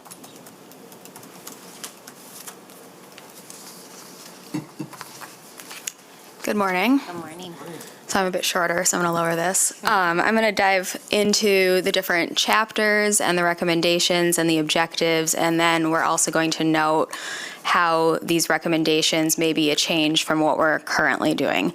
So each chapter has objectives. Those are the items listed in blue, and then this is a summary of the recommendations, not the actual recommendations. You can look at the full plan for that if you would like. But the Great Neighborhoods chapter is chapter 1, and this focuses on creating more vibrant neighborhoods, ensuring that we have a variety of housing types and price points in our neighborhoods. We know that we need more housing types at all price points in all neighborhoods. And then we also, with that comes a concern for displacement and gentrification. So there is a recommendation in there to develop an anti-displacement strategy once this plan is complete. And then also support small-scale developer training so that we can ensure more residents, if they have an interest, can become involved in these opportunities that allowing incremental development allow. And then lastly, we want to make sure that while we develop our city, we're doing it in an environmentally sustainable way. So we have recommendations in there that complement the Climate Action and Adaptation Plan and incorporate green infrastructure and other sustainable features. So the proposed bold changes, and they are proposed because, as Kristen said, this is a draft still, would be to allow a variety of housing types in low-density residential zone districts, so allowing ADUs up to quadplexes in all areas that single-family zoning is allowed. So this expands upon the recent housing policy changes. Current zoning does allow these housing types with planning commission approval, but this would make these changes by right, so they'd be administratively approved. But other considerations do remain in place. So just because it's allowed doesn't necessarily mean it would happen. A project would still need to meet density, green space, and setback requirements as dictated by our zoning ordinance. And then 1B3 focuses on allowing higher density residential and mid-century and modern area neighborhoods along our network and link residential streets. Per the Vital Streets plan, on those streets we'd be allowing up to 6 units. So this also expands upon the recent housing policy changes. Currently, up to 6 units by right is allowed on these corridors within the traditional neighborhoods, and this would expand it to the mid-century and modern era neighborhoods. And current zoning does allow these housing types with planning commission approval. Again, this would be making it by right, and those other considerations still remain in place as far as density, green space, setbacks, et cetera, are concerned. The next chapter is vital business districts. Oh, and we did make a chart that we're going to hand out later that kind of, this can be a little complicated, these housing changes. So we made this chart that we'll hand out to you later that kind of shows what's currently allowed and what the proposed changes would be. So next chapter is the vital business districts. This is about creating, kind of building on our existing traditional business areas in the neighborhoods, building on the great work that's already happening there. In the other areas of our city, the larger corridors, if you will, like Alpine, 28th, and Plainfield, as they redevelop, potentially creating shorter blocks to make it a more walkable and pedestrian-friendly environment, and then overall supporting options for people to get to these business districts throughout our city with other means, not just a personal vehicle. And then there's also 2C focuses on making sure that this is kind of the placemaking aspect of it, making sure that these districts remain vibrant with art, sustainable design, and other investments. So the changes here would allow taller buildings in commercial districts. So we would continue or look at when we do the zoning ordinance update, which would happen after this master plan is adopted, to raise the minimum height of commercial buildings in the mid-century and modern neighborhood and the neighborhood office services districts to encourage more density in these commercial districts. And then 2B1 would require developments over a certain size to offer a transportation demand management plan. They could create a custom one, or we would create a kind of standard off-the-shelf one that they could use if they didn't want to create a custom one for themselves. And this is another way to encourage people to get around our city without their personal automobile. Strong economy, this is the economic development chapter, chapter 3. We are talking about building on the current economic momentum that we have and increasing job opportunities and wages in our city, also making sure that residents can access their jobs, that they have a way to get across the city to get to different jobs, and cluster the type of jobs in nodes so that people could potentially walk there or take transit if transit aligning transit to serve these nodes, essentially. And then also the sustainability aspect, like you saw with Chapter 1, making sure that as we have this growth, we are balancing it with priorities for the environment. So looking at land use where industrial uses are next to neighborhoods, how to decrease the effects of that, and then looking at more light industrial uses and continuing our brownfield remediation efforts through economic development.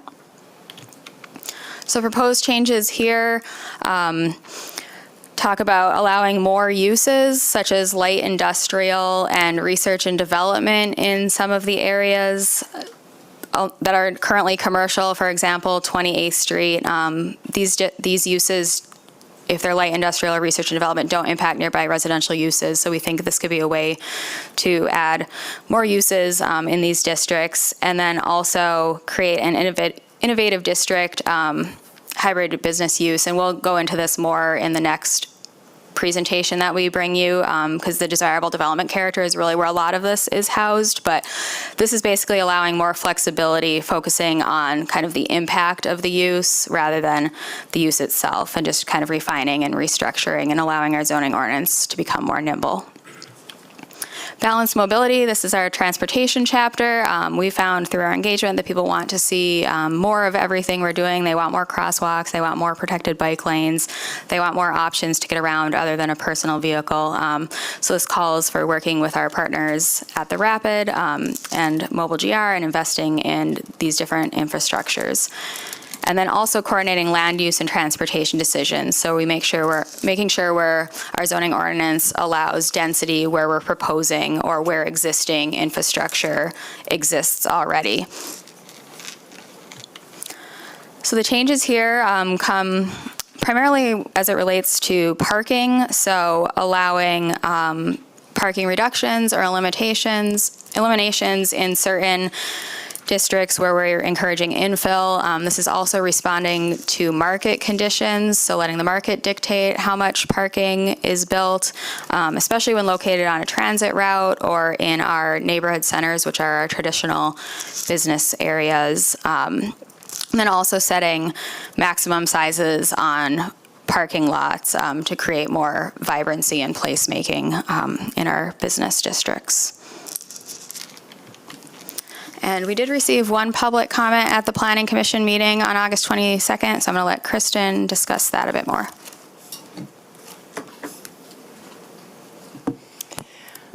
We did have a comment that was provided to the Planning Commission by a local builder developer that does small-scale development and was really concerned about the number of references that were made to setbacks and really dug into the data about where did this come from.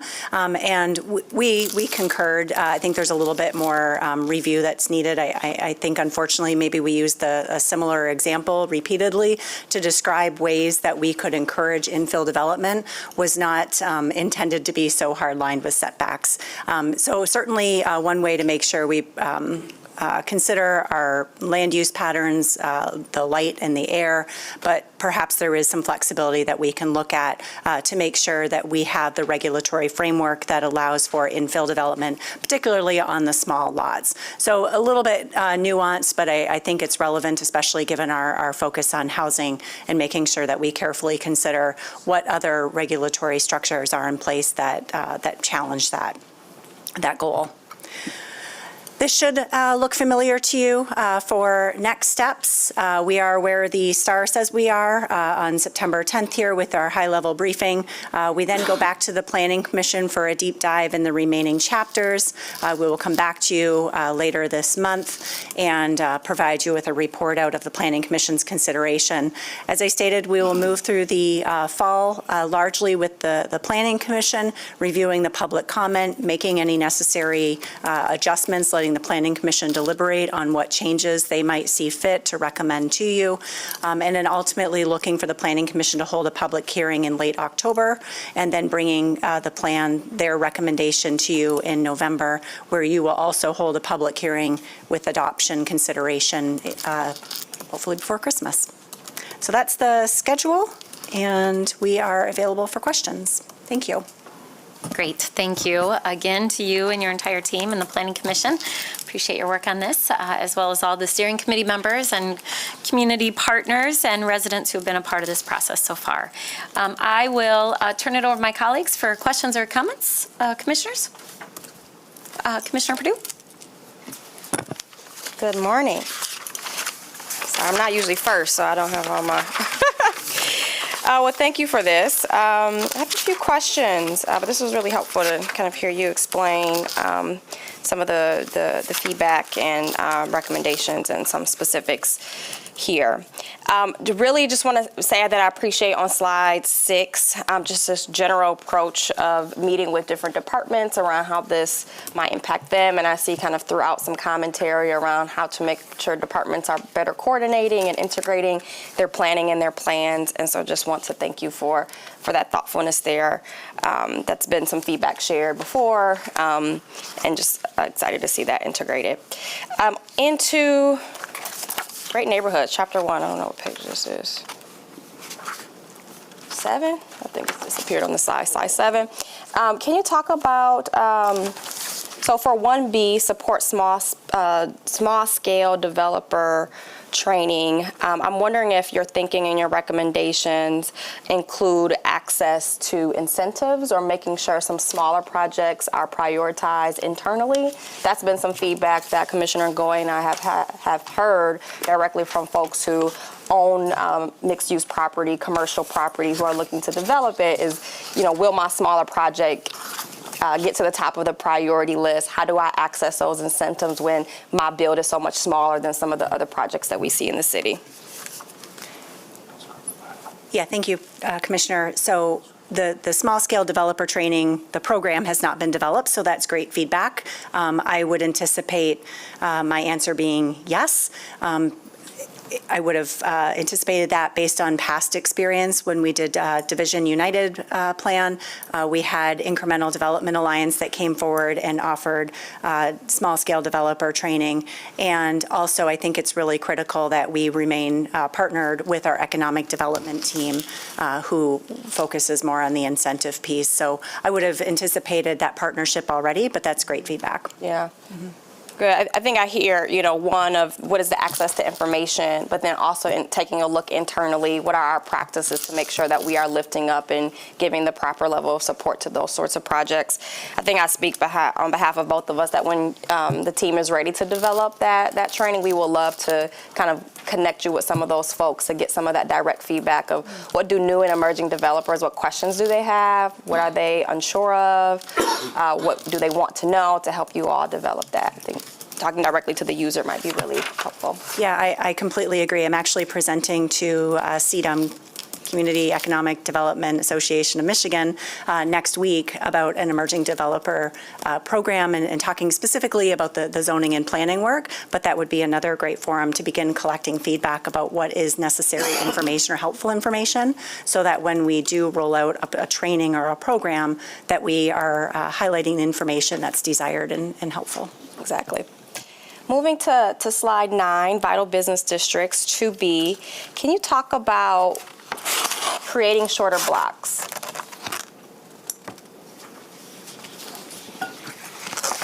Yeah, so it's really important that we remain pedestrian focused, and when we have and allow for larger blocks, which generally would be created based on any sort of vacation of alleys and streets, that it tends to, how do I word this? The breaking up of the blocks make it a more manageable size for people to want to walk. And where we have, when we create what's called super blocks, where we don't have that same pedestrian scale, people are more inclined to get back in their vehicle and be able to drive to the next destination. And so it really, when we have specific dimensions, and there are studies that demonstrate what are appropriate block lengths to encourage pedestrian movement through a district versus a vehicular, the use of traffic, a car that adds to the traffic. We want to be careful that we set those dimensions appropriately so that we don't encourage the use of a vehicle to get from one destination to another. So in this recommendation, would there be an instance where you might take an existing block, an existing business district, for example, and somehow cut it in half and shorten it? Or are you talking about really avoiding making them larger by eliminating alleyways? I would say it's the latter. Okay. I can't think of very many instances in our traditional business districts where we don't have appropriately sized blocks, and we want to make sure that we maintain that pattern of development and be very careful if the city were to choose any sort of vacation. There may be instances where it's absolutely appropriate, but we want to be very mindful of the consequences when we make those decisions to vacate. Okay, so more so avoiding enlarging, correct? Versus, okay. Yeah, and I would also say this is for kind of our more auto-oriented areas of our city, like Alpine 28th and Plainfield, as there's redevelopment opportunities, potentially working with the developer to create smaller blocks within that larger block. Yeah, thank you. Yeah, that's a good example. Thank you. That helps me understand it. A few more questions. So looking at proposed bold changes, slide 12, looking at commercial space. So just want to note that there's quite a footprint of commercial space in the 3rd Ward, as you're well aware. And so just think that this idea of kind of including research and development and other activities is really exciting and seems like it will be very attractive to new business and makers and so on and so forth. So just a note of appreciation there. And then finally, slide 14, proposed bold changes related to parking lots.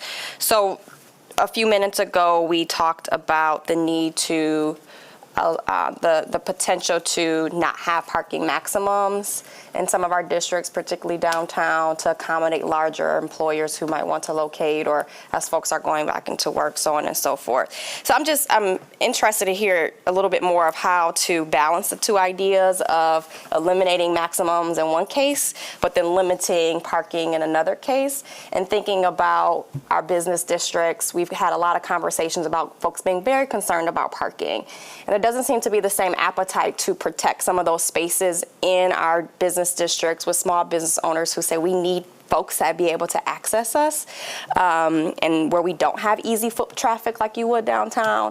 And so I'm curious, like, how you all are kind of balancing those two ideas and making sense of them together. Yep.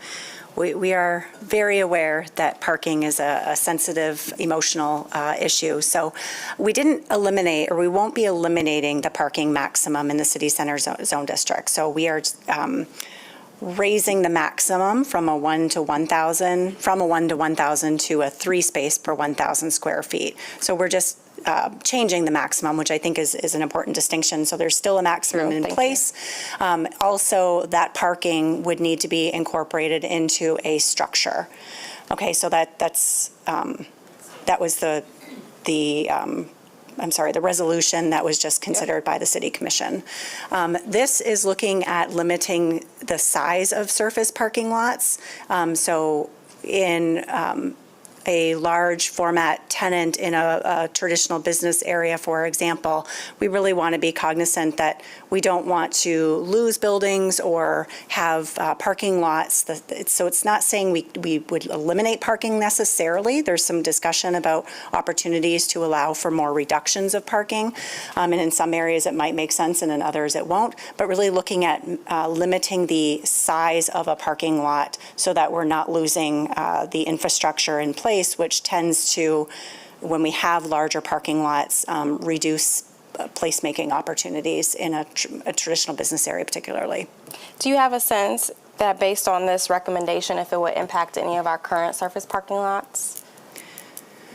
So no. If any of our current surface parking lots, would it no longer be within the recommendation? No, it would not impact any privately owned surface parking lots.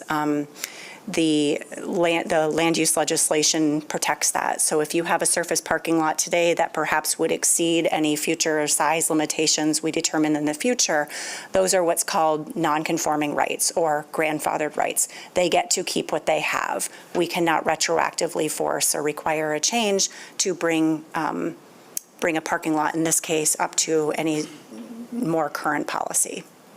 Right. I guess more so what I'm trying to get a sense of, do you have a sense of how many, or if we have any surface parking lots in the city that would no longer be conforming under this recommendation? So no, only because this is suggesting that we consider establishing a size. And so that's the work that we will do in the zoning ordinance, is to engage the business community and determine what would the appropriate size be, so that we don't have large swaths of parking areas, that they are broken up and dispersed throughout a district. Thank you. And final question, in the community master plan process, have you gotten any comments or feedback on the challenges with first floor retail or first floor commercial? Has that been a topic of any conversation or feedback? Not that I've heard. We're waiting for our consultant to forward the comments that have been received, so we anticipate having them probably this week, if not next. So I'm not sure what you might be alluding to. I would also add that you'll see this when we come back and do Chapter 5, but we're focused on nodes within business districts and really strengthening and channeling investment into those nodes to create more vibrancy in an immediate walkable area. And that would still allow for commercial and retail uses outside of those nodes, but really making sure that we're strengthening those existing areas, and then hopefully that would spread out from there, if that makes sense. Okay. All right. Bring us back up when we talk Chapter 5. Thank you. All right. I'm going to move to some of my colleagues. I'll just add one clarification, then I'll turn to Commissioner O'Connor and then Commissioner Isasi. So again, reminder, master plan is our blueprint, and then after it's adopted, there's a significant amount of work that needs to be done with the zoning code, similar to what happened last time when we updated our master plan, and that's where a lot of those details will be fleshed out. So again, big picture, master plan, zoning code gets into the real details and nuances of what's being recommended. And there will be ample opportunity for community to weigh in during that process as well, and it goes through a number of public processes, including with our planning commission, and then back around this table, although I won't be sitting here and neither will some of my colleagues. That will be the task of the next commission. And then one clarifying question too related to our neighborhood business districts. Some of the recommendations wouldn't prevent a developer from coming forward with a higher density mixed use development that incorporates parking into the development with these recommendations, correct? I mean, it's really focused on, we all know that asphalt parking lots are not friends to cities. We don't want asphalt parking lots throughout our cities. And so this wouldn't prevent a developer from incorporating that if that was what they deemed necessary for that mixed-use development. That's correct. Okay, thanks. All right, I'll turn over here to Commissioner O'Connor and then Commissioner Isasi. Thank you, Mayor. Thank you for the presentation and all the work that's went into this. I just, reading through here, obviously I know this is the visioning document, and the trailing policy documents come later after this is approved. But, I just find it really interesting that, as we went through the last round of zoning changes, we talked a bunch about the things that we needed to do now. And, a lot of folks saying we should let the master plan play out. But it's interesting that the recommendations from the master plan exceed the things that we did, so that, I don't think we were, it was a unanimous decision from this body, but it still felt like, we took a step, but I think the public still wants it to go a step or two or three farther. And so I'm hopeful that, when this commission takes up those eventual zoning changes, that they, this is what the people wanted, and it is good for our community and will lead to, I think, positive outcomes.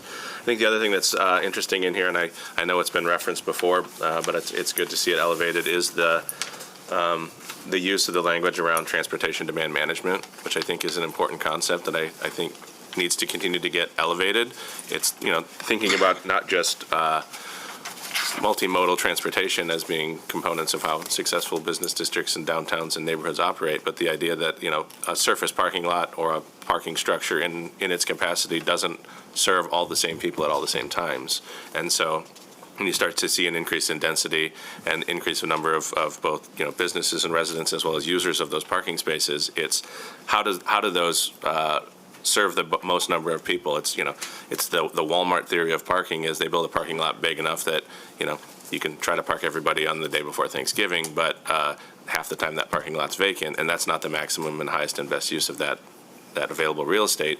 But in the urban context, having a parking lot that can serve, residents at night and businesses during the daytime is the best use and the highest and best use of that space. That just because something exists in its context today and you think you need all of that parking because of whatever your use is at that specific time. Oftentimes there can be a shift where things can be used by one group of users during one part of the day and one group of users at a different part of the day. And that's a better way to build out your urban context than just having a giant Surfix parking lot that sits vacant for, a majority of its livelihood. So, yeah, excited. I'm excited and appreciate the work that's went into this. And I think this is good stuff. Yeah, thanks. And I was reminded of that this morning when I was heading out to Walker, that we're seeing some great examples of that on Fulton with some of the infill that is happening. And that was, that started to occur after a number of zoning changes we made along that corridor. So we're starting to see some good examples of that in our city. Commissioner Isasi? Thank you, Mayor, and thank you both for the presentation. I quoted you yesterday on City Connection. I don't know, maybe I didn't give you the right quote, but you talked about the puzzle pieces, and I think that's when I see the calls that came through here, some of the emails that we get, it's like, what is the one thing that's going to fix everything? And even though planning is fun and it's important, it's not going to fix everything. And so I just appreciate you really calling out other plans where there was a lot of work, whether it's equitable economic development and mobile GR plan. But, knowing, just kind of looking at the dates around our climate action and adaptation plan as well. As, Commissioner O'Connor talked about, when I talk to people, I think that is, these very hot days and just concern about our climate continue to play out. So I think, somebody said, well, what happens next? Will I be able to share my thoughts? You can always share your thoughts, even when this period closes, because there will be other plans, there will be other work.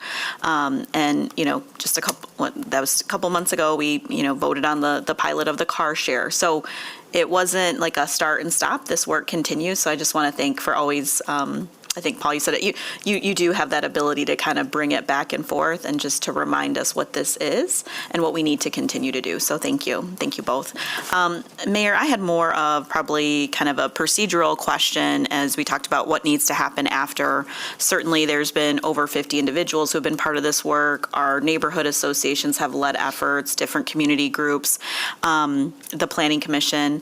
But I was thinking about particularly like our Brownfield Authority, we probably need to just make sure we do some updates and, obviously have some noted pieces in there. So I just wanted to share that. I don't know if necessarily BZA needs to be part of that, but just thinking particularly Brownfield. Thanks. Yeah, that's a great recommendation.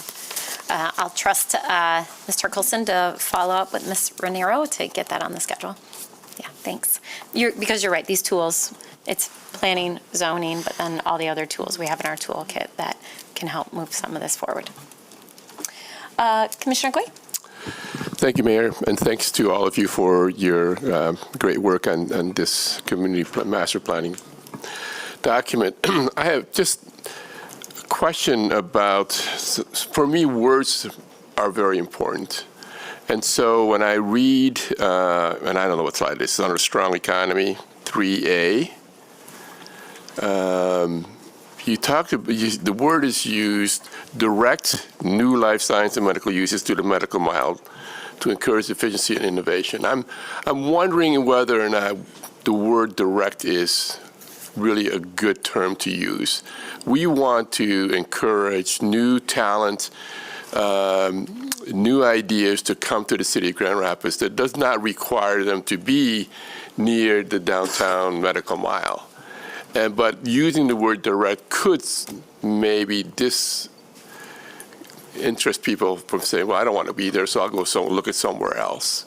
Is there another way that we can do that and that would encourage new medical industries and new medical businesses who are smaller, labs and all that stuff, to also be encouraged to locating the city of Grand Rapids through other, in other places? I guess the word direct kind of, I don't know what that means. I think it's too direct, I guess, for me to, I'm hoping we can do something else. Yep. Thank you, Commissioner. The other one that I'm thinking that I would like to ask for us to consider is this.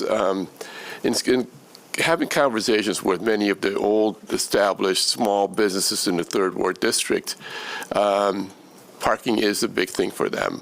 How do we protect them from being negatively impacted by new parking requirements or plans. Because when they bought the building, when they initially started their business, their expectation was that they had that parking available for them. And I think that's the biggest thing that I'm hearing. And is any of this considered in the planning process for the future? Thanks. Yeah, so the answer is yes. I think that there's a variety of opinions and thoughts on parking and how it supports or hinders our commercial districts. We are actually going to be presenting to Southtown Corridor Improvement District tomorrow morning, so I'm sure we'll hear more thoughts on how this is moving forward and the recommendations that are included. I think from a planning perspective, protecting parking above all other modes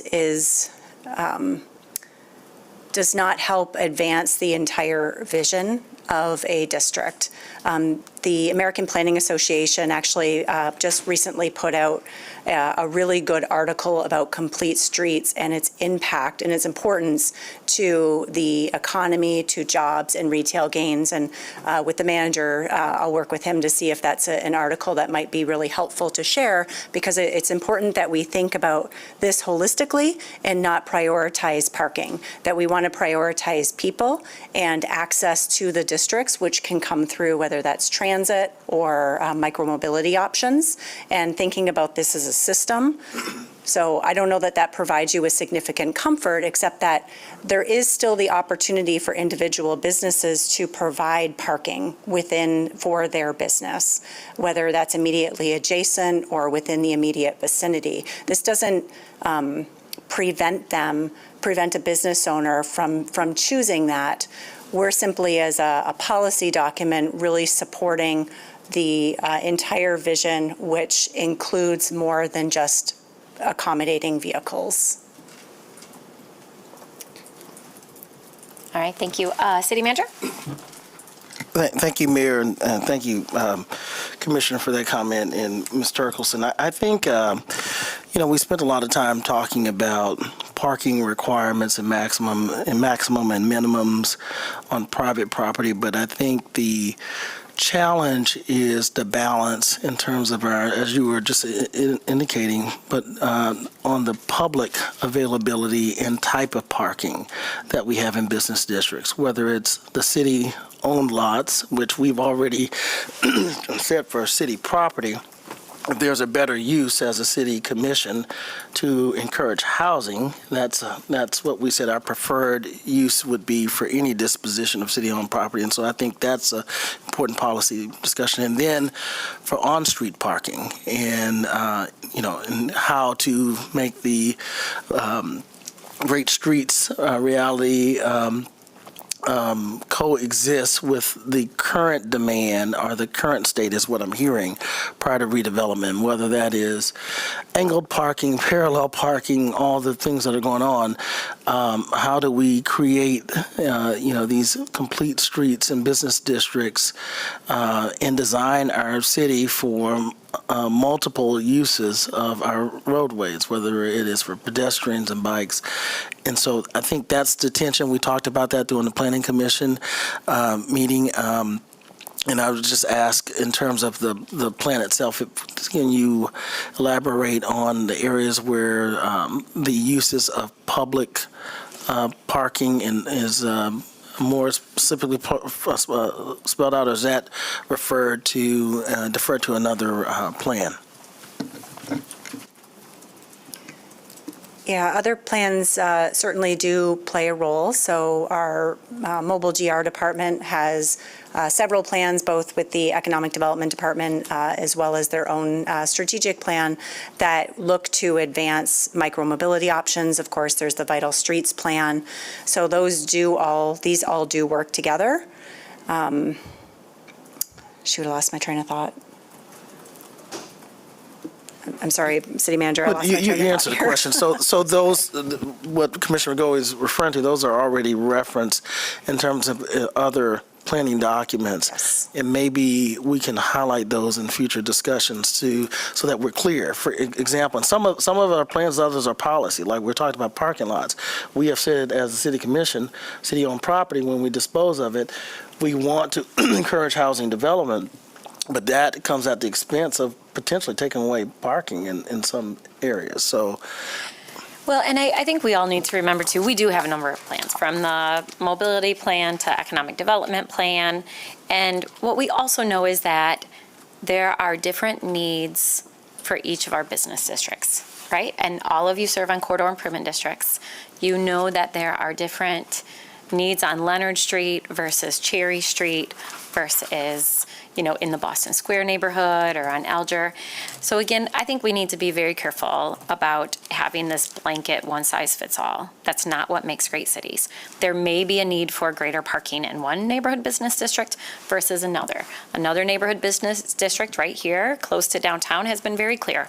They don't want a lot of parking. They see ample parking within on-street parking, and it's very, very walkable, and that's the neighborhood district that they're focused on creating and maintaining. So again, I don't want us to get, I want us to have realistic expectations about our planning process and our master plan, as well as what is to come through the zoning process, but also not to get distracted by an issue that came before us where there was neighborhood pushback. And so again, I just want to be really clear what is before us today. It's an update on the master plan. We're not going to solve every issue. And the best, in my opinion, decisions are made when we're looking at the unique assets and challenges and gaps within each of our business districts or neighborhoods.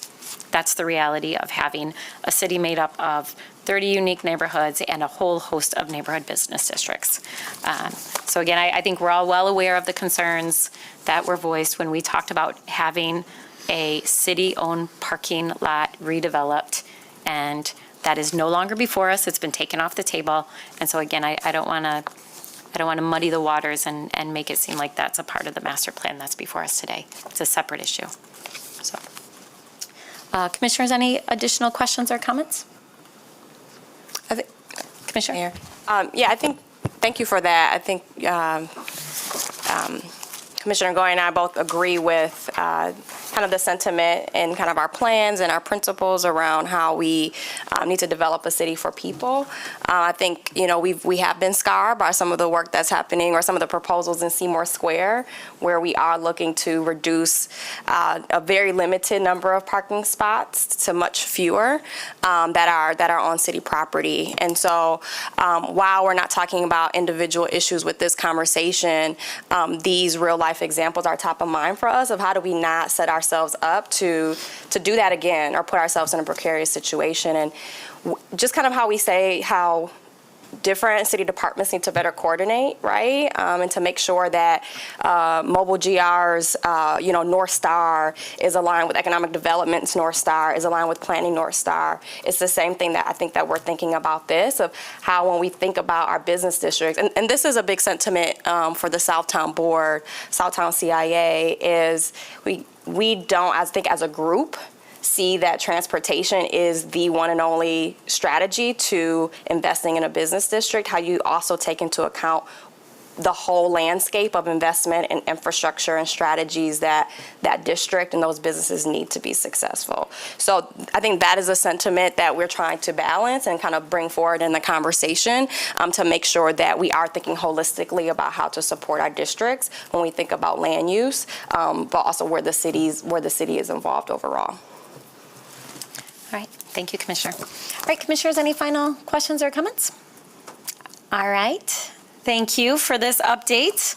Appreciate it and appreciate your ongoing work. I look forward to the next update and then having our own public hearing later this fall, and then with the intent to have adoption before this body by the end of the year. And so with that, we'll go ahead and move to our next update. So Commissioners, every year we get an update on our housing and community development programs. This is our consolidated annual performance and evaluation report. Again, I want to be really clear, this is a sliver of the work that we do when we support low-income and affordable housing in our community. I know we've had conversations about housing in the past, and I know that City Manager is working with our partners to bring forward a broader presentation that encompasses all of the different work that our city does in partnership with both our other public partners and private partners and nonprofit partners in the city. That is to come in one of our future meetings within the next 60 days likely. So again, I want to make it clear that this is an important update that we have today from Ms. Bohach, but also I want to be really clear that this is not the end all and be all or the only work that we're doing in this space. So with that, I'll turn. City Manager, anything to add? No, I think you said it well, Mayor, and we'll probably have that briefing sometime mid-November. Great, thank you.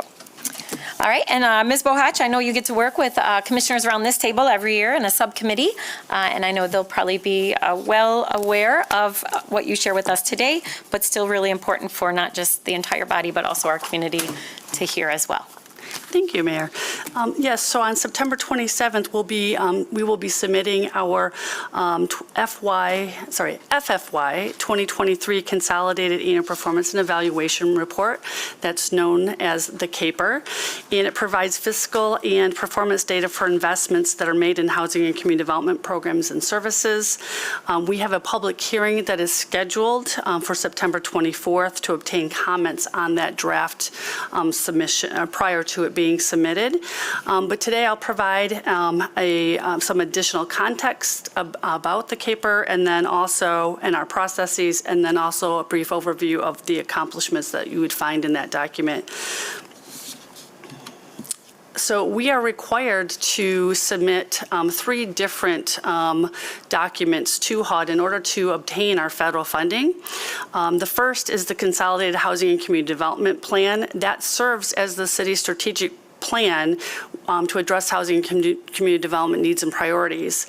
It is a 5-year plan that really guides the investment during that 5-year period for the Community Development Block Grant, the Home Investment Partnerships, and the Emergency Solutions Grants Funds. So we start out with this year that this document that identifies what your strategy is over that 5-year period. And then the second thing that we're required to do is submit an annual action plan.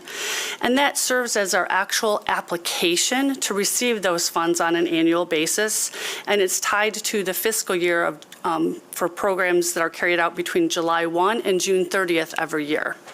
And it identifies the amount of funds that you plan to be invested in specific projects and expended on those projects, and then what you are planning to achieve in with those investments. And we select those projects through what we call the Neighborhood Investment Plan funding process. And as the mayor mentioned, we have city commissioners who help with that process. There's a work group of 3 commissioners. For the year that we started this July 1, Commissioners Perdue, Robbins, and Asasi supported that work. And then we get, and yes, go team. And as we, and then our third document that we're required to submit is the Consolidated Annual Performance and Evaluation Report, which was made available in draft form yesterday for public review to start our public comment process and period. And again, that then provides the fiscal and program performance data for the projects that were completed in your most recent completed year, which ended June 30th of 2024 for the current CAPER.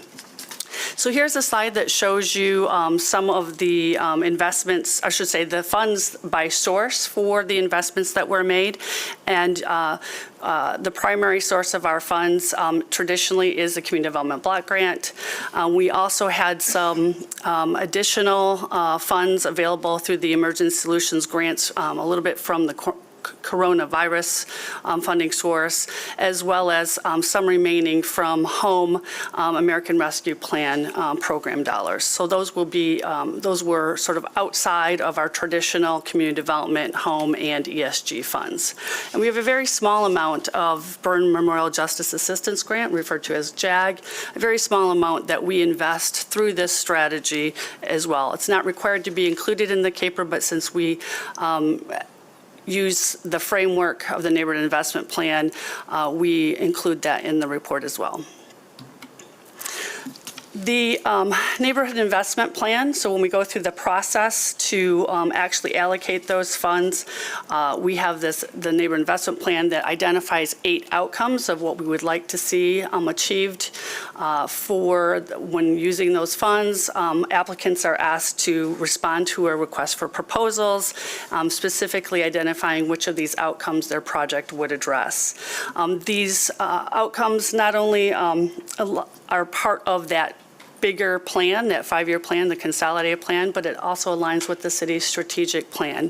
And I think it's great that the planning department had their presentation on the master planning process as well, because we try to incorporate the priorities from many plans throughout over the time period when we develop that consolidated plan, so that it can translate into investments that we're trying to move forward for things that you're trying to accomplish the cities through the master plan, or whether it's other housing plans. So we'll take all that information that's available and put that into our plans so that you can make investments that help move the needle in those areas. Funds that were awarded by outcome that are demonstrated in this CAPER. You can see that the largest portion of those funds are comprised of outcomes 2, 3, and 4, which focus on housing related development and improvements for home repairs, as well as stabilizing affordable housing opportunities. So that's our biggest area, those 2 outcomes. And there's an investment of around $6.6 million in this plan in those areas. Here is some information related to program participants. So some of the programs that we serve, for example, a neighborhood association provides an area-wide benefit. We do not track specific demographics, but in terms of direct services that are provided, persons have to meet the program eligibility guidelines, and those participants, the demographics are displayed here. Nearly 77% of those who participated in those direct benefit programs were persons of color. And this is similar data to last year's or the previous program reporting. So I'll get into some of the highlights for the actual outcome areas, and I would like to note that I have a typo, a significant typo, my apologies, where it says 7,198 people were served through street outreach, and that's not accurate. Well, it is, but it isn't, let's say that. Specific to these resources, that should say 56 people were served through street outreach. I got a little zealous and included some ARPA investments that were not, that was not part of this process. And this will be published online, I think, after the meeting, so we'll correct that before it gets put out on the web. But we also had 443 households that received financial assistance. Again, outcome 1 is to prevent and resolve episodes of homelessness. Under outcome 2, more than 4,700 people received fair housing education and outreach or legal services. So that's the significant services that are provided in our community. And under outcome 3, during this fiscal year, 15 affordable housing units were completed, and there's another 268 that are in various stages of progress of being completed. Here's an example of a rental project called Grace Homes of community builders that are available for persons experiencing homelessness for permanent housing to rent. And here's another example of a single-family project through Habitat for Humanity. This is one of a 3-unit scattered site development. And these properties are sold to income-qualified home buyers. And then outcome 4, is really one of the largest investment areas where we're supporting existing housing and trying to make sure that people have resources to maintain their properties. So during this reporting period, 575 housing units received minor or substantial repairs or access modifications. And there's just a dot map here that shows you the types of repairs and where they're spread out throughout the city. And then other activities included making sure that properties were in compliance with health and safety measures and putting some of our vacant and abandoned homes back into productive reuse.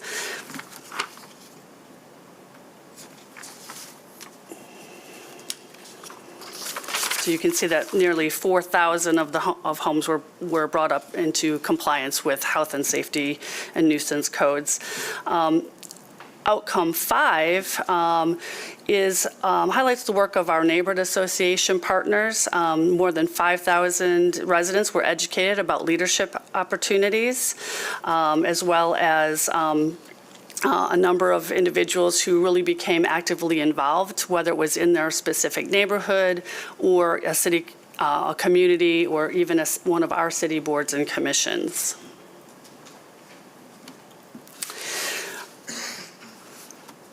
And again, outcome 6 identifies our partnerships for improving community safety. Most of that is through our neighborhood partners, where nearly 5,000 residents were educated on safety. Were educated on safety, as well as may have obtained some type of improvement. So you can see there's over 1,000 homes or public spaces that received what's considered a safety improvement. A lot of our neighborhood associations are trained in CEPTED, so they'll do assessments for properties, as well as just individual personal safety as well. 82 people received mental health services, and 87% of those persons reported that they had an increased functioning across, increased functioning that really impacted their quality of life, and that's through work with Family Outreach Center. And then outcome 7 is to improve economic opportunity. We have a few different service providers that are providing adult and youth job training and job readiness support. And that included a program that 60 women who were previously incarcerated were also obtained appropriate skills for getting jobs. Outcome 8, enhance neighborhood infrastructure. We did not we did not plan any investments in this area. The city has other resources that have been the focus for those investments for a few years now. And so we use this to maximize our dollars and leverage and use the other resources available to our community. So this is the starting point of being able to submit this report to the federal government. Our comment period has begun, and we have the public hearing that is scheduled for the 24th. And then we will accept written comments as well. So folks can provide anything in writing to the Community Development Department, and we'll accept those through the 25th of the month, and then we will finalize the documents and get them sent off to HUD by the 27th. And then the good news is, or the best part of this is, this ends one cycle, and now we get to start another cycle. so we get to do this all over again. And in preparation of that, we just want to make sure that folks are aware that if you are interested in seeking an opportunity for these resources in the future, that we do have Community Development will be hosting some information sessions. One is October 1st and October 2nd. And there's information available on our department website at grcd.info.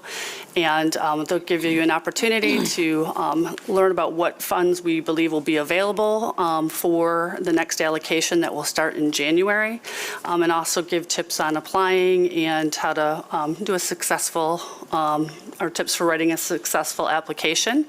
And we should also note that in addition to our traditional funds that we program through the Neighborhood Investment Plan, we also will have resources through that process that were the Affordable Housing Fund Board has decided to provide a certain dollar amount to be invested through this process.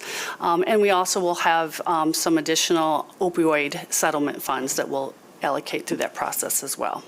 Great. Thank you, Ms. Bohach. And I'm assuming that that will also be a part of our overview and briefing in November. We'll be able to take a look at all of the different aspects of the work we're doing in housing, including with the Affordable Housing Fund recommendations. So thank you for that. I want to say thanks to you and your team.